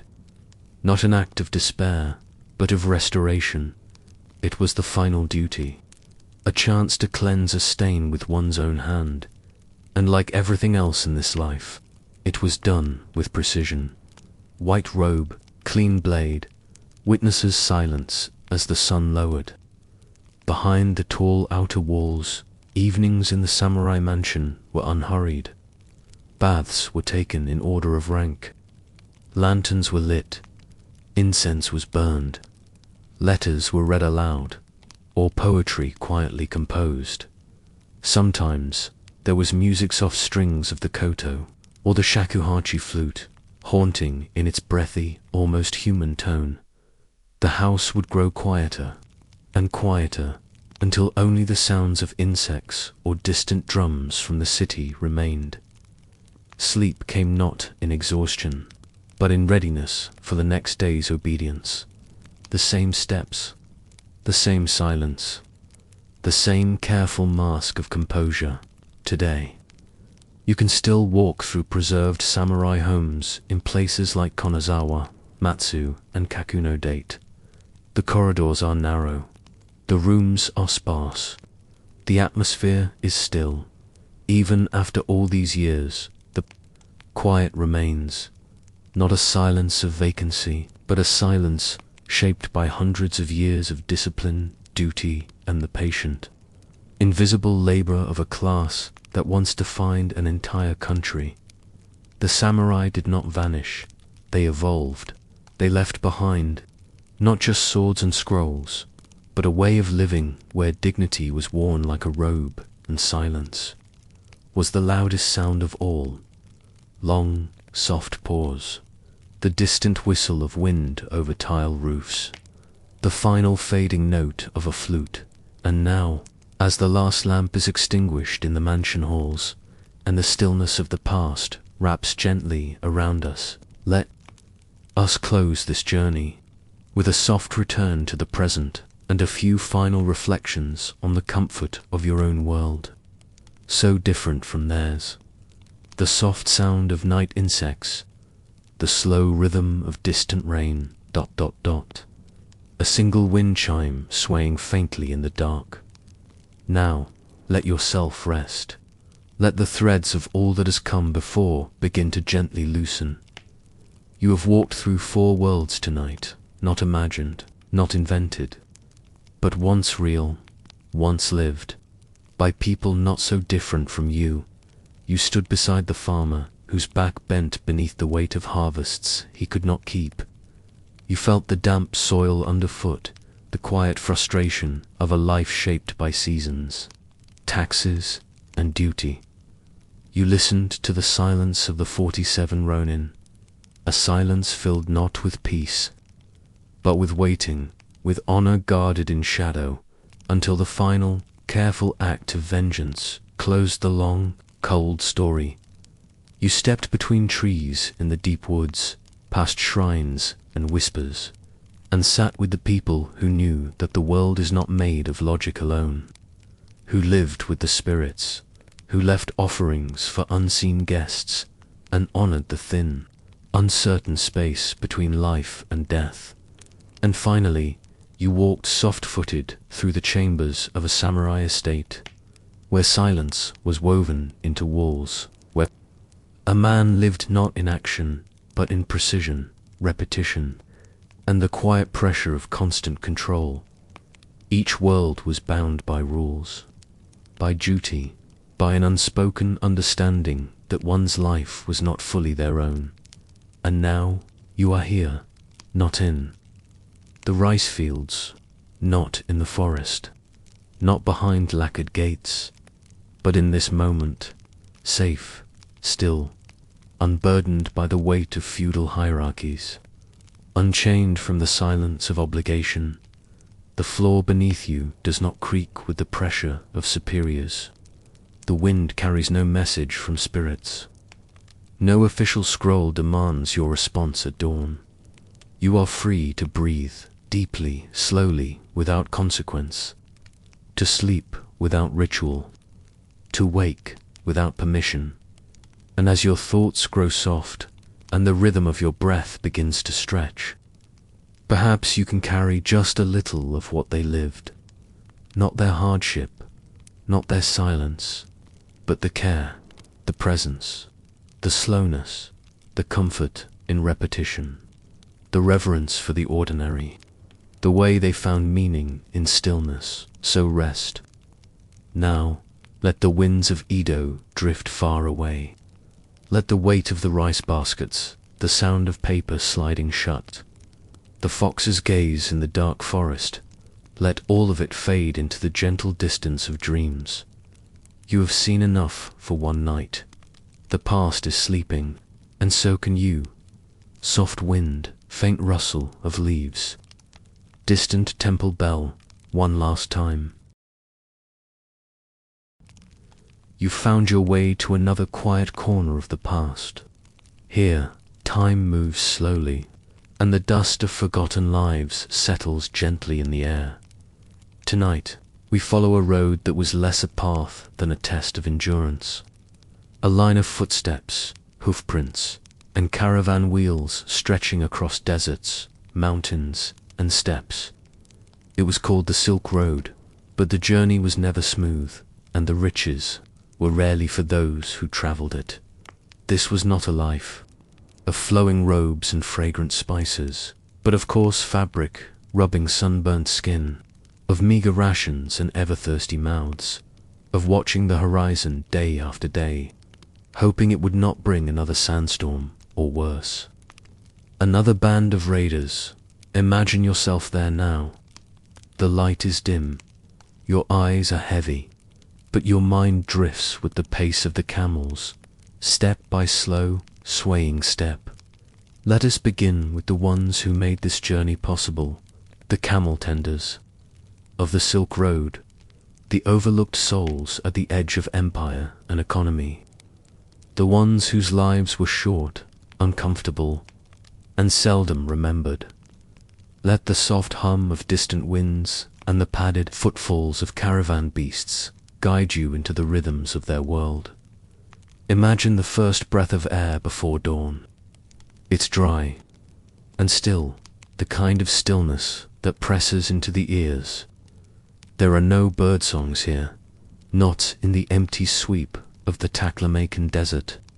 Only the faint rustle of wind pushing sand across stone, and the gentle, rhythmic grinding of a camel chewing its cud nearby. You wake not to the crowing of a rooster or a call to prayer, but to the aching stiffness of another night spent curled against the bulging side of your animal, whose coarse hair holds the warmth of its body like a slow ember. Your blanket is thin. The cold has crept in through the wool during the night, curling into your bones. Your name is not recorded in any scroll or ledger. No coin bears your face. No ballad will ever tell of the blisters on your feet or the dust in your teeth.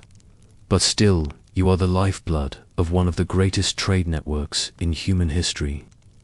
You are a camel tender on the Silk Road, and your work begins before the sun dares to rise. The first task is always the camels, a dozen or more, depending on your caravan.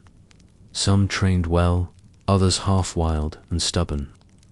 The ropes securing them are checked by touch rather than sight, your fingers, moving across frayed hemp lines and worn wooden pegs hammered into the earth the night before.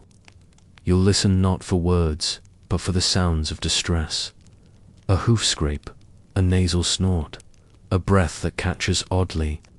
You come to know your camels like kin, more intimately, perhaps. Their moods, their health, their habits. You can tell from The way a camel breathes, whether it will cooperate today, or whether it will resist, bite, sit down and refuse to move. The loading begins in darkness. Wicker baskets and saddle crates filled with precious cargo, silk from the east, lapis from the mountains, wool and tin and coral, sometimes porcelain, carefully wrapped in padded cloth, sometimes strange medicines, or dried berries, or scrolls of unknown languages. You do not ask what's inside. It is not yours to know, only yours to carry. Each load must be balanced carefully across the animal's back. Too far to one side, and sores will form where the straps chafe. Too heavy, and the camel may collapse. And if that happens, if one camel goes down, you may lose a day, or more. The merchant's robed, perfumed, important will grumble at the delay. But they will not help. That is not their work. They are not here to touch sand, or rope, or dung. You break your fast with something dry. Flat millet cakes, hard, dense, stored in oiled leather pouches. They taste like the dust they've been traveling through, but they fill the stomach. Sometimes you have a small onion, sometimes a handful of dried mulberries. If the caravan master is generous that week, perhaps even a small strip of cured meat. You chew slowly, not out of enjoyment, but necessity. You do not know when you will eat again. And then the sun crests the ridge. There is no rush, no gallop. Camels move at one speeds, low, unbothered, inexorable. You walk alongside them, a staff in hand, your face half covered with a cloth, too. Keep the sun and sand from your lips.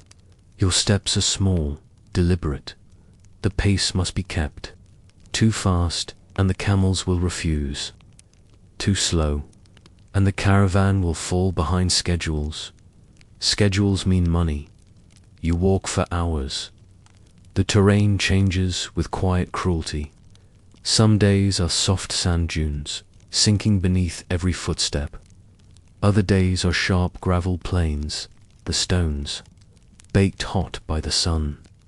The heat rises not just from the sky, but from below, a double fire. Your skin darkens not into a healthy tan, but into something cracked and tired, a weathered map of sunburn and salt. You carry water in a skin pouch, but it is never enough, never cold. You ration it carefully. One sip in the morning, one at midday, one, if lucky, in the evening. There are no trees, no shade unless you stop, and stopping is not encouraged. Occasionally, a village appears.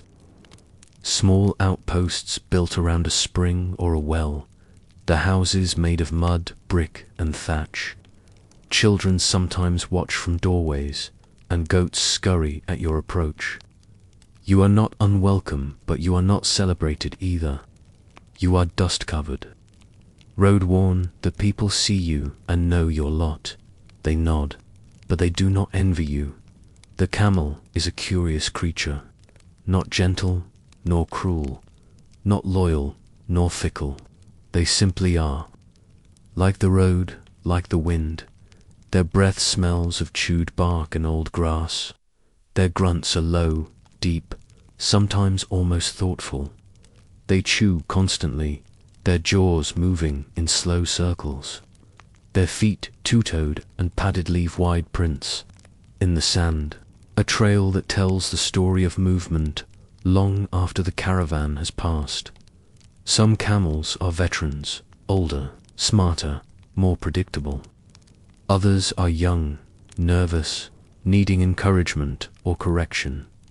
A swift tug of the halter, a word barked in a language the camel does not understand, but responds to anyway. It is not affection, but it is a relationship. You walk in rhythm with them, their sway becomes your lullaby.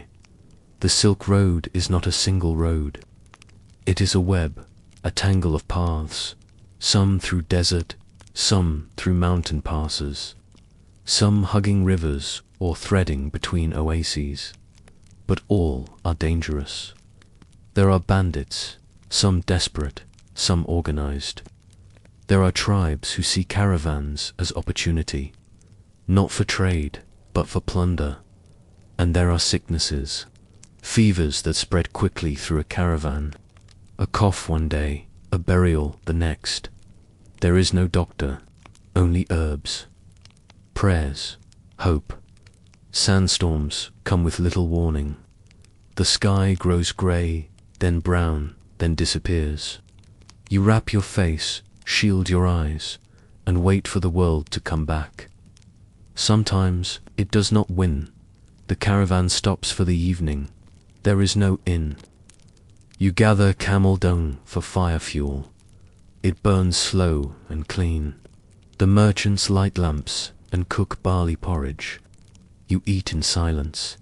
You check the camels again. You rub their legs, clean their hooves, untangle their ropes, and then you lie down.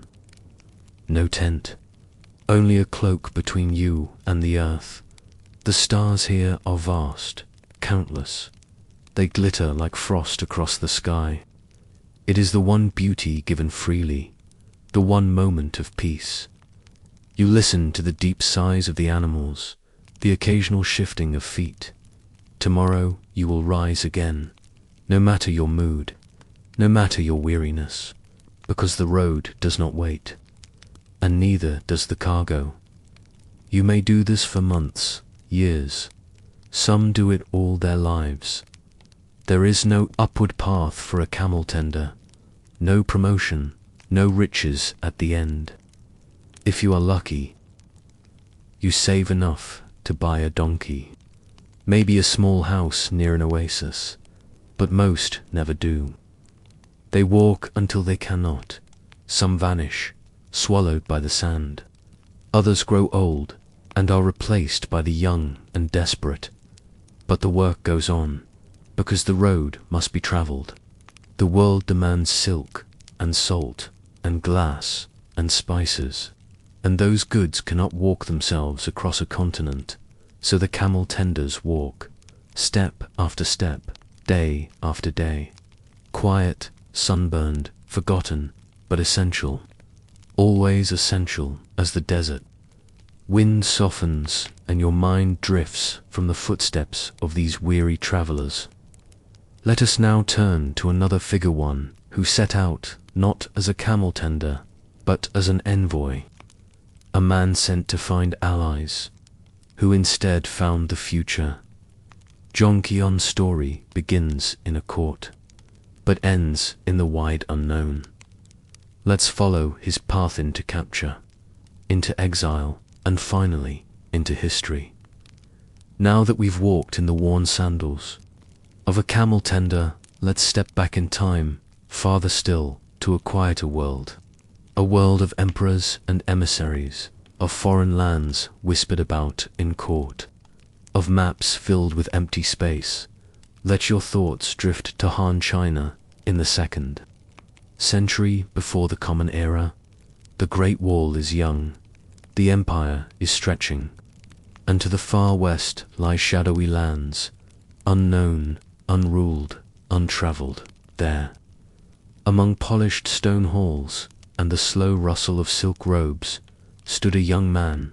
His name was Jonkion, and his was not a story of conquest or riches.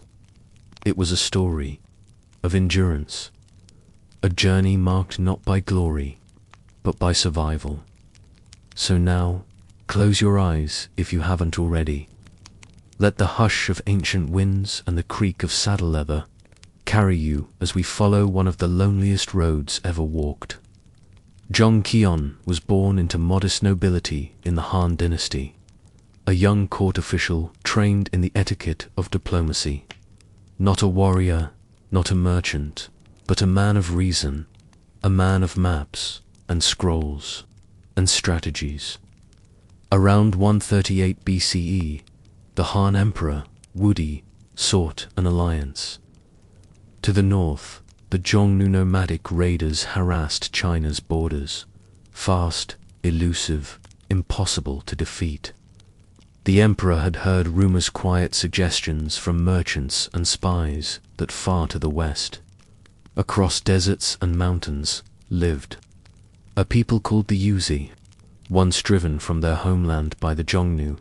Perhaps they now sought revenge, and so Zhong Qian was summoned. His task, to cross thousands of miles of hostile terrain, find the Yuzi, and convince them to ally with China against their common enemy. It sounded simple. On paper, it was a line from Chang'an to a point west. In reality, it would become a trek through hardship, a near decade of wandering, and the unlikely birth of the Silk Road. Zhong Qian departed from Chang'an with a small escort, including a guide named Gan Fu, who was himself of Zhongnu descent. They traveled northwest, out of the settled lands, into the borderless wilderness. But the Zhongnu were vigilant. The Han expedition was spotted, intercepted, and captured. Zhong Qian was taken as a prisoner. His mission, it seemed, ended almost before it began. The Zhongnu spared his life, but kept him under guard. For over a decade, Zhong Qian lived as a detainee, confined in a foreign camp, watched by eyes that never blinked. And yet, he did not forget. He studied, he observed, he learned their language, their customs, their food. He waited, not out of vengeance, but because he believed that map was still unfinished, and his task was not done. While in captivity, Zhong Qian married a Zhongnu woman, likely as part of his status as a tolerated prisoner. He may have had a child. He certainly lived in limbo, neither free nor completely bound. His captors let him farm a bit, move among the people, live quietly, but always under watch. And still, for 10 years, he waited. Then one day, perhaps on a morning like any other, he saw a gap, a chance to slip away. He took it. It was no swift escape. There were no galloping horses, no nighttime dashes across open plains. Instead, it was likely a long, careful slip into obscurity. He and Gan Fu vanished westward, crossing vast deserts and rocky passes, evading patrols, sleeping under stars, gathering water from frozen streams. Eventually, they reached Daiwan, an urban kingdom in the Fergana Valley, modern Uzbekistan, a land of horses, vineyards, and city walls. Zhong Qian continued west, through lands never mapped by the Han, Kongju, Sogdiana, the Oxus River. Through each, he listened, observed, and pressed onward. Finally, he arrived in Bactria once, part of Alexander the Great's empire, now the home of the Yuezhi. Here were the people he had sought all those years ago, settled now, farmers and aristocrats, comfortable, prosperous, but uninterested in war. Zhang Qian pled his case. He offered the alliance, explained the threat of the Zhongnu, the opportunity of partnership. The Yuezhi listened, politely, but they had no appetite for vengeance. The world had changed. Their enemies were distant, their lives peaceful. For Zhong Qian, it was a diplomatic failure, but he did not see it that way. He saw everything else. Zhong Qian did not return home immediately. He spent time in Central Asia, documenting what he saw with the eye of a scholar. Fertile valleys, new crops, grapes, alfalfa, and pomegranates. Horses stronger than any found in Han lands. Cities with stone streets and marketplaces, coinage, inscriptions, religions unfamiliar. He noted the trade between regions, how goods moved from India to Bactria, from Parthia to Sogdiana, how spices, gems, and ideas crossed mountains and deserts. He saw not just the west, but the road to the west. Eventually, he turned eastward. A long journey through dangerous lands. His party was again captured briefly, this time by other nomads, but eventually freed. After over 13 years, Zheng Qian returned to Chang'an, older, weathered, but alive. He arrived not with warriors or treaties, but with something far more valuable: knowledge. Emperor Wudi welcomed him as a hero. He listened to Zheng Qian's report with growing wonder. The lands beyond the frontier were not barren wastelands, but rich kingdoms, fertile valleys, cities of learning and trade. Zheng Qian had brought back more than reports. He brought connections, new routes, a map of a larger world, and he had proven that travel beyond the Zhongnu was possible. Difficult, yes, but not impossible. Suddenly, the western regions were not just mystery, but opportunity. His journey laid the groundwork for the Han's future missions westward, and the beginning of a trade route that would later be called the Silk Road. But Zheng Qian didn't stop there. Emperor Wudi sent Zheng Qian on a second mission to cement contacts with these new lands and explore trade more deeply. This time, he traveled with hundreds of men. A proper embassy, but the hardships were the same: bandits, harsh climates, unfamiliar tongues. Some men died, others deserted. And yet Zheng Qian pushed on, returning again with more knowledge, more names, more maps. Among the goods he brought back were seeds, grapevines, alfalfa, and perhaps even Persian walnuts. Simple things, but seeds change civilizations. The horses of the Fergana Valley, called heavenly horses by the Han, would become the focus of future expeditions and wars. Zheng Qian had seen their strength. He had shown the emperor, and so the world opened.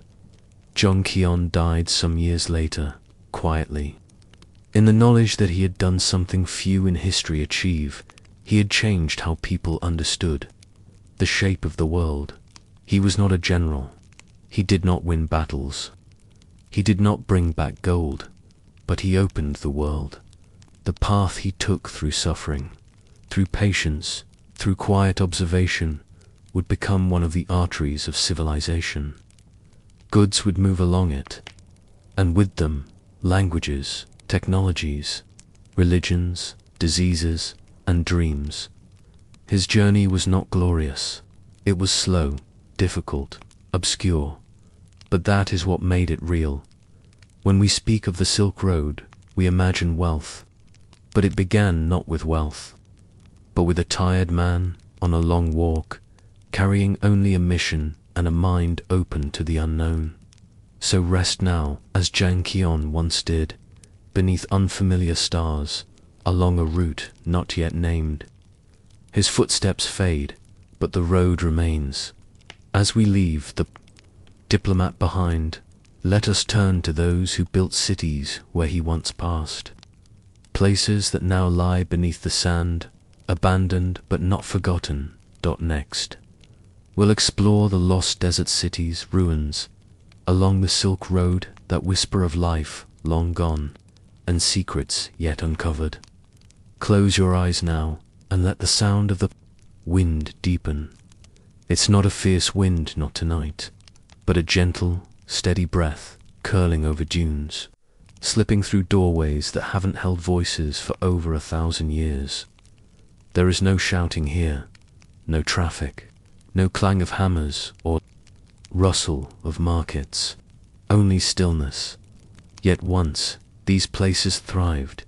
Once, beneath this moonlight and sand, there were homes, schools, temples, and libraries. Caravans paused here. People laughed, argued, traded, raised children, and buried their dead. Tonight, we'll explore some of the desert's most enigmatic ghosts. The vanished cities of the Silk Road. Places like Lulen and Nia, now little more than whispers beneath the dunes. Let us walk carefully among their crumbled walls, not as tourists, but as dreamers. We begin in the Tarim Basin, an immense desert region in what is now the Xinjiang region of far western China, a basin ringed by mountains, the Tian Shan to the north, the Kunlun to the south and to the west, the Pamir peaks, towering, ancient and impassable for most, and in the middle, a wasteland, the Taklamakan Desert, whose name is said to mean, "Go in, and you won't come out." It's a sea of sand, some of the driest and most hostile land on earth, but around the edges, and along its rivers and seasonal streams, cities once bloomed like desert flowers, fragile, sudden, and fleeting. They owed their existence to the Silk Road. Travelers needed water, shelter, markets, places to rest camels, repair wagons, and send messages home. And so cities rose, many quite small, some larger than you might expect. They were outposts and way stations and little kingdoms unto themselves, and then they disappeared, buried not by war but by wind. Let's begin with Lulen, perhaps the most haunting of all. Once a thriving oasis city near the shores of the Novnishlop, Nor Lake, Lulan was an important junction on the Silk Road as early as the 2nd century BCE. Imagine it. Mud brick walls glowing amber in the morning sun, goats bleating in dusty courtyards, a small tower overlooking a shallow bay, and the shimmering water of a desert lake beyond. Merchants from Dunhuang Khoton and further west would pass through, trading lapis for tea, jade for wool. They stayed in guest houses that baked beneath the sun, wrote letters home on slips of bark or paper, left offerings at Buddhist shrines. The population was small, perhaps only a few thousand at its peak, but in the desert, that's a city. Life here was delicate, dependent on a single river, the Conch, which carried meltwater down from distant glaciers. Then, slowly, the river changed course. Perhaps it was a natural shift, perhaps it was worsened by irrigation upstream. Either way, the water stopped coming, the lake dried up, the wells ran low, and Lulan faded by the 4th century CE. It was abandoned, its bricks collapsed into heaps, its doors drifted shut under the weight of sand. Today, what remains is little more than outlines, traces of streets, collapsed towers, scraps of timber that haven't rotted because there's no moisture to decay them, and buried beneath that sand, archaeologists have found something remarkable. Wooden tablets with messages still legible, written in Chinese, Kharosti, and other scripts. One reads like a bureaucratic note, ordering someone to repair a gate. Another is a legal record about a stolen donkey. These fragments bring life back into view. Not grand armies, but the quiet bureaucracy of everyday survival. Further south lies Naya, another lost city that once stood along a branch of the southern Silk Road. Today, Naya is a scattering of ruins, just mounds and low walls across the flat, arid plain. But once it was the capital of a small kingdom, and it was alive with stories. Archaeologists here have uncovered hundreds of wooden slips, letters, court records, land deeds, often buried inside clay jars for protection. Imagine opening a jar and finding a note that says, "Herewith, I send to you 20 pieces of plain cloth and 4 bundles of dried grapes." Such messages still carry the rhythm of daily life. They speak of trade, of gifts, of quarrels. One slip details a court case over a marriage dispute. Another records a fine for failing to supply a camel for state use. Even more haunting are the preserved artifacts, a child's shoe, a comb carved from bone, a game board scratched into pottery. No single building at Naya is grand. There were no palaces here. Only small homes, open courtyards, and the thin, fluttering fabric of life in a harsh land. The kingdom fell, it seems, not to war, but to silence. The desert advanced, and people left. Their stories, by some miracle, remained. Further east lies Miran, a lesser-known site, but one with an unexpected treasure: early Buddhist art in the 3rd and 4th centuries CE. Miran was a hub for trade and religion, and here, hidden in a ruined monastery, archaeologists discovered wall paintings, elegant bodhisattvas, delicate brushstrokes, bright reds and blues that somehow survived the centuries. Some of the paintings are clearly inspired by art, showing how far styles and stories had traveled. Imagine the painter working by oil lamp, mixing pigments ground from imported minerals, layering color onto plaster, never imagining that their work would sleep beneath the desert for over 1,500 years. Other finds at Miran include wooden tablets, pottery, and tools. Simple things, but together they rebuild a life. The causes of abandonment vary. Some cities were undone by environmental change. Rivers dried up, wells became brackish. The land simply could not support life. Others faded when trade routes shifted. A newly opened pass, a more reliable water source, a safer path through rival territories. Over time, the desert took back what had been borrowed. There is also the weight of empires. When protection faded, when dynasties fell, or priorities changed, these frontier towns became vulnerable, not to conquest, always, but to neglect. Once the caravans stopped coming, there was no reason to stay. Many of these cities were first rediscovered by European and Japanese explorers in the late 19th and early 20th centuries. Names like Arl Stein, Sven Hedin, and Paul Pelliot surface in the story. Men who journeyed into the Taklamakan with mules and guides, chasing rumors of ancient scrolls. They unearthed statues, murals, manuscripts, often under difficult and controversial conditions. Many artifacts were taken abroad. Some were preserved in museums. Others were lost, but the sands kept secrets. Even today, new finds emerge. Tiny fragments, pages of forgotten languages.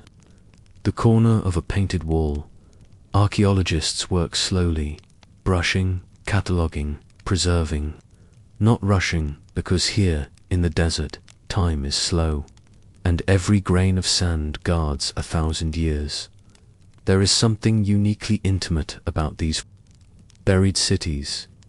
They are not stories of kings and battles, but of merchants haggling, children learning to write, farmers paying taxes, priests reciting prayers in the dawn. These cities remind us that history isn't always loud. Sometimes it is quiet, half forgotten, and all the more powerful for it. They remind us that the Silk Road was not just a bridge between civilizations, but a path walked by individuals, people with names and losses and hopes today. As you drift, perhaps you hear the desert wind again, but maybe also the creak of a wooden door, the rattle of a market stall, the low voice of someone reading by firelight. Let those sounds lull you further into stillness, for tomorrow the road continues. But tonight we rest among the ruins. When you're ready, we'll take our final journey into the courts and palaces, the soft cushions and sweet perfumes of the powerful. While camel tenders and monks toiled in the dust, others lived in marble halls, their lives gilded by the very trade others suffered to maintain. Let's step quietly into the contrast, The camel tender sleeps under stars. The merchant sleeps on silk sheets. This was the contrast of the Silk Road, a path of hardship for some, and of opulence for others.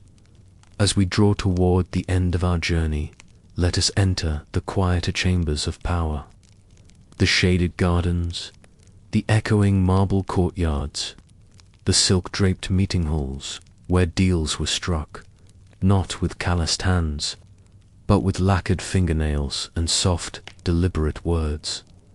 Let us visit the palaces and courts of the ancient world, where the fruits of the Silk Road arrived not as sweat and dust, but as gifts wrapped in lacquered boxes, carried on velvet-lined trays, announced by officials in embroidered robes.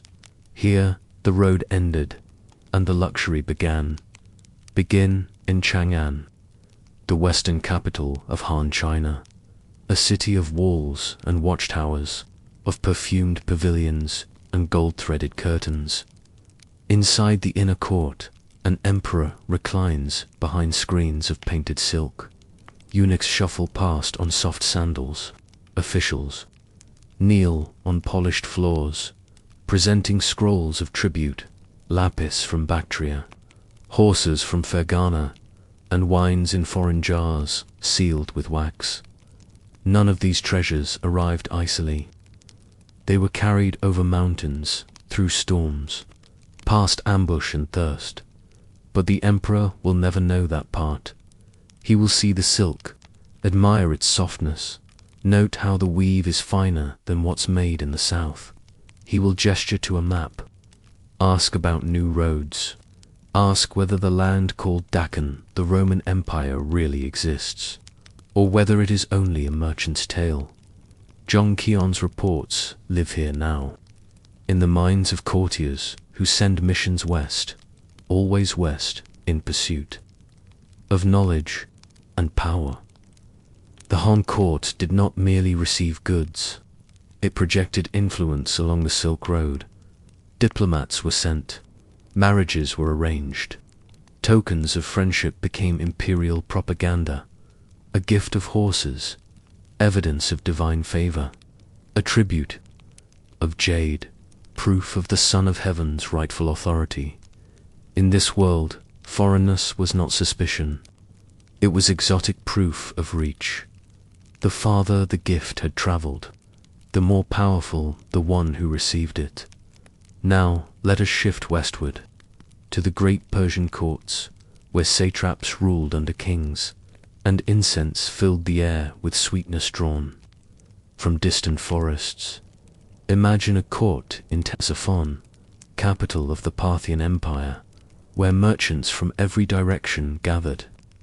Here, Persian nobles dined on gold platters, ate fruits wrapped in vine leaves, and entertained envoys from China, Rome, and India alike. Persia was not just a destination, it was the middleman empire, the pivot of the Silk Road. Parthian nobles controlled trade routes like a spider in a web, pulling silk from the east, reselling it to Rome at tenfold profit.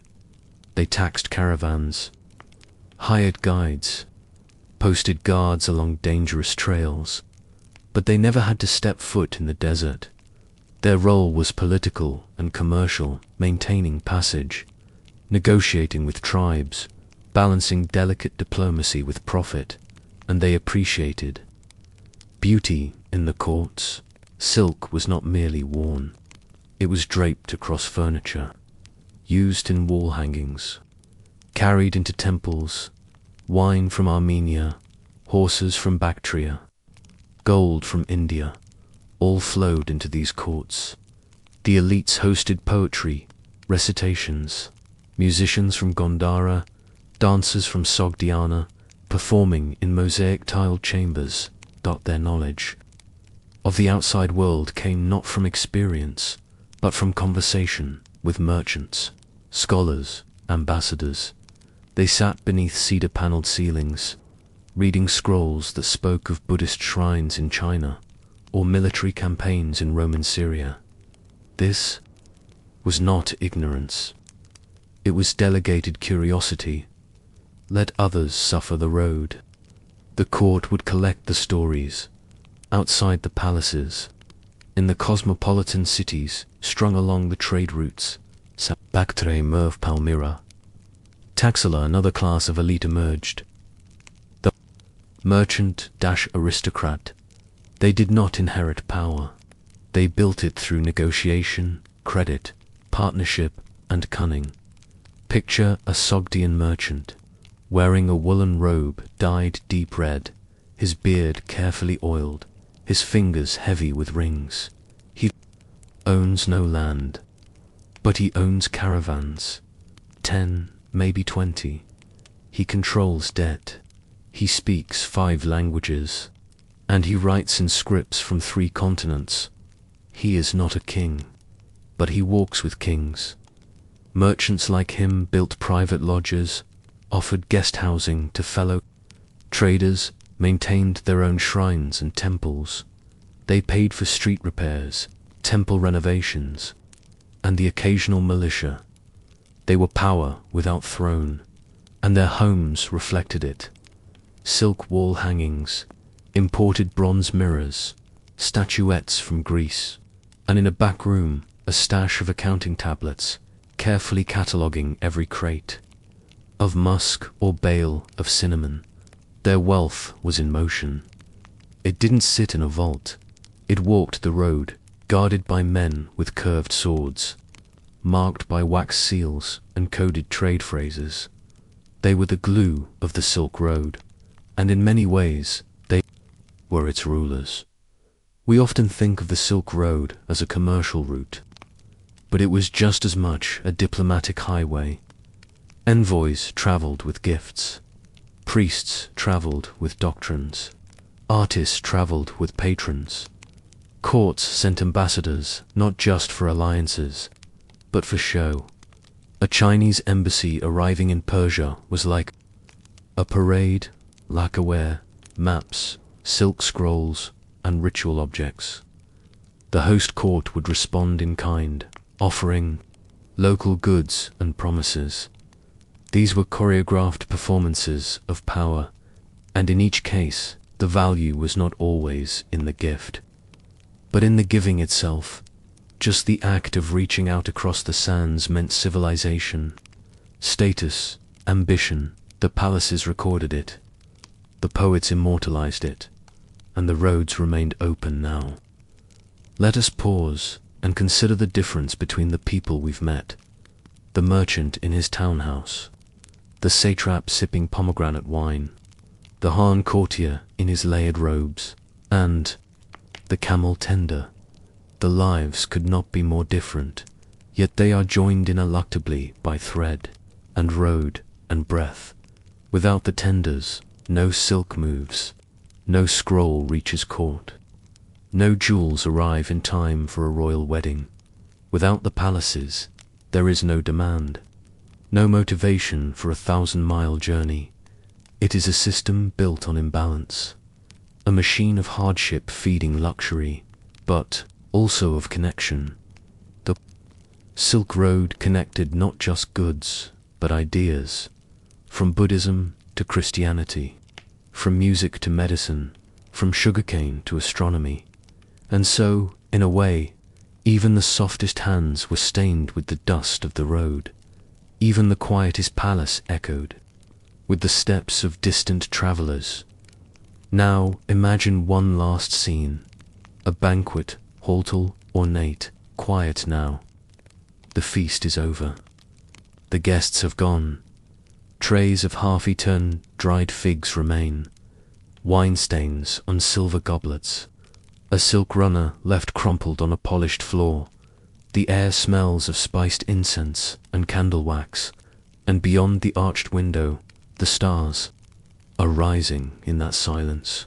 If you listen closely, you might just hear a memory, the creak of a caravan saddle, the sigh of a merchant counting his coin, the slow sweep of wind against an empty ruin. Because while the palaces remain in stories, and the merchants in ledgers, it is the road that connects them all, And though time has washed many names away, the rhythm of the Silk Road endures. Let your thoughts now drift, away from palaces and coins, into something quieter.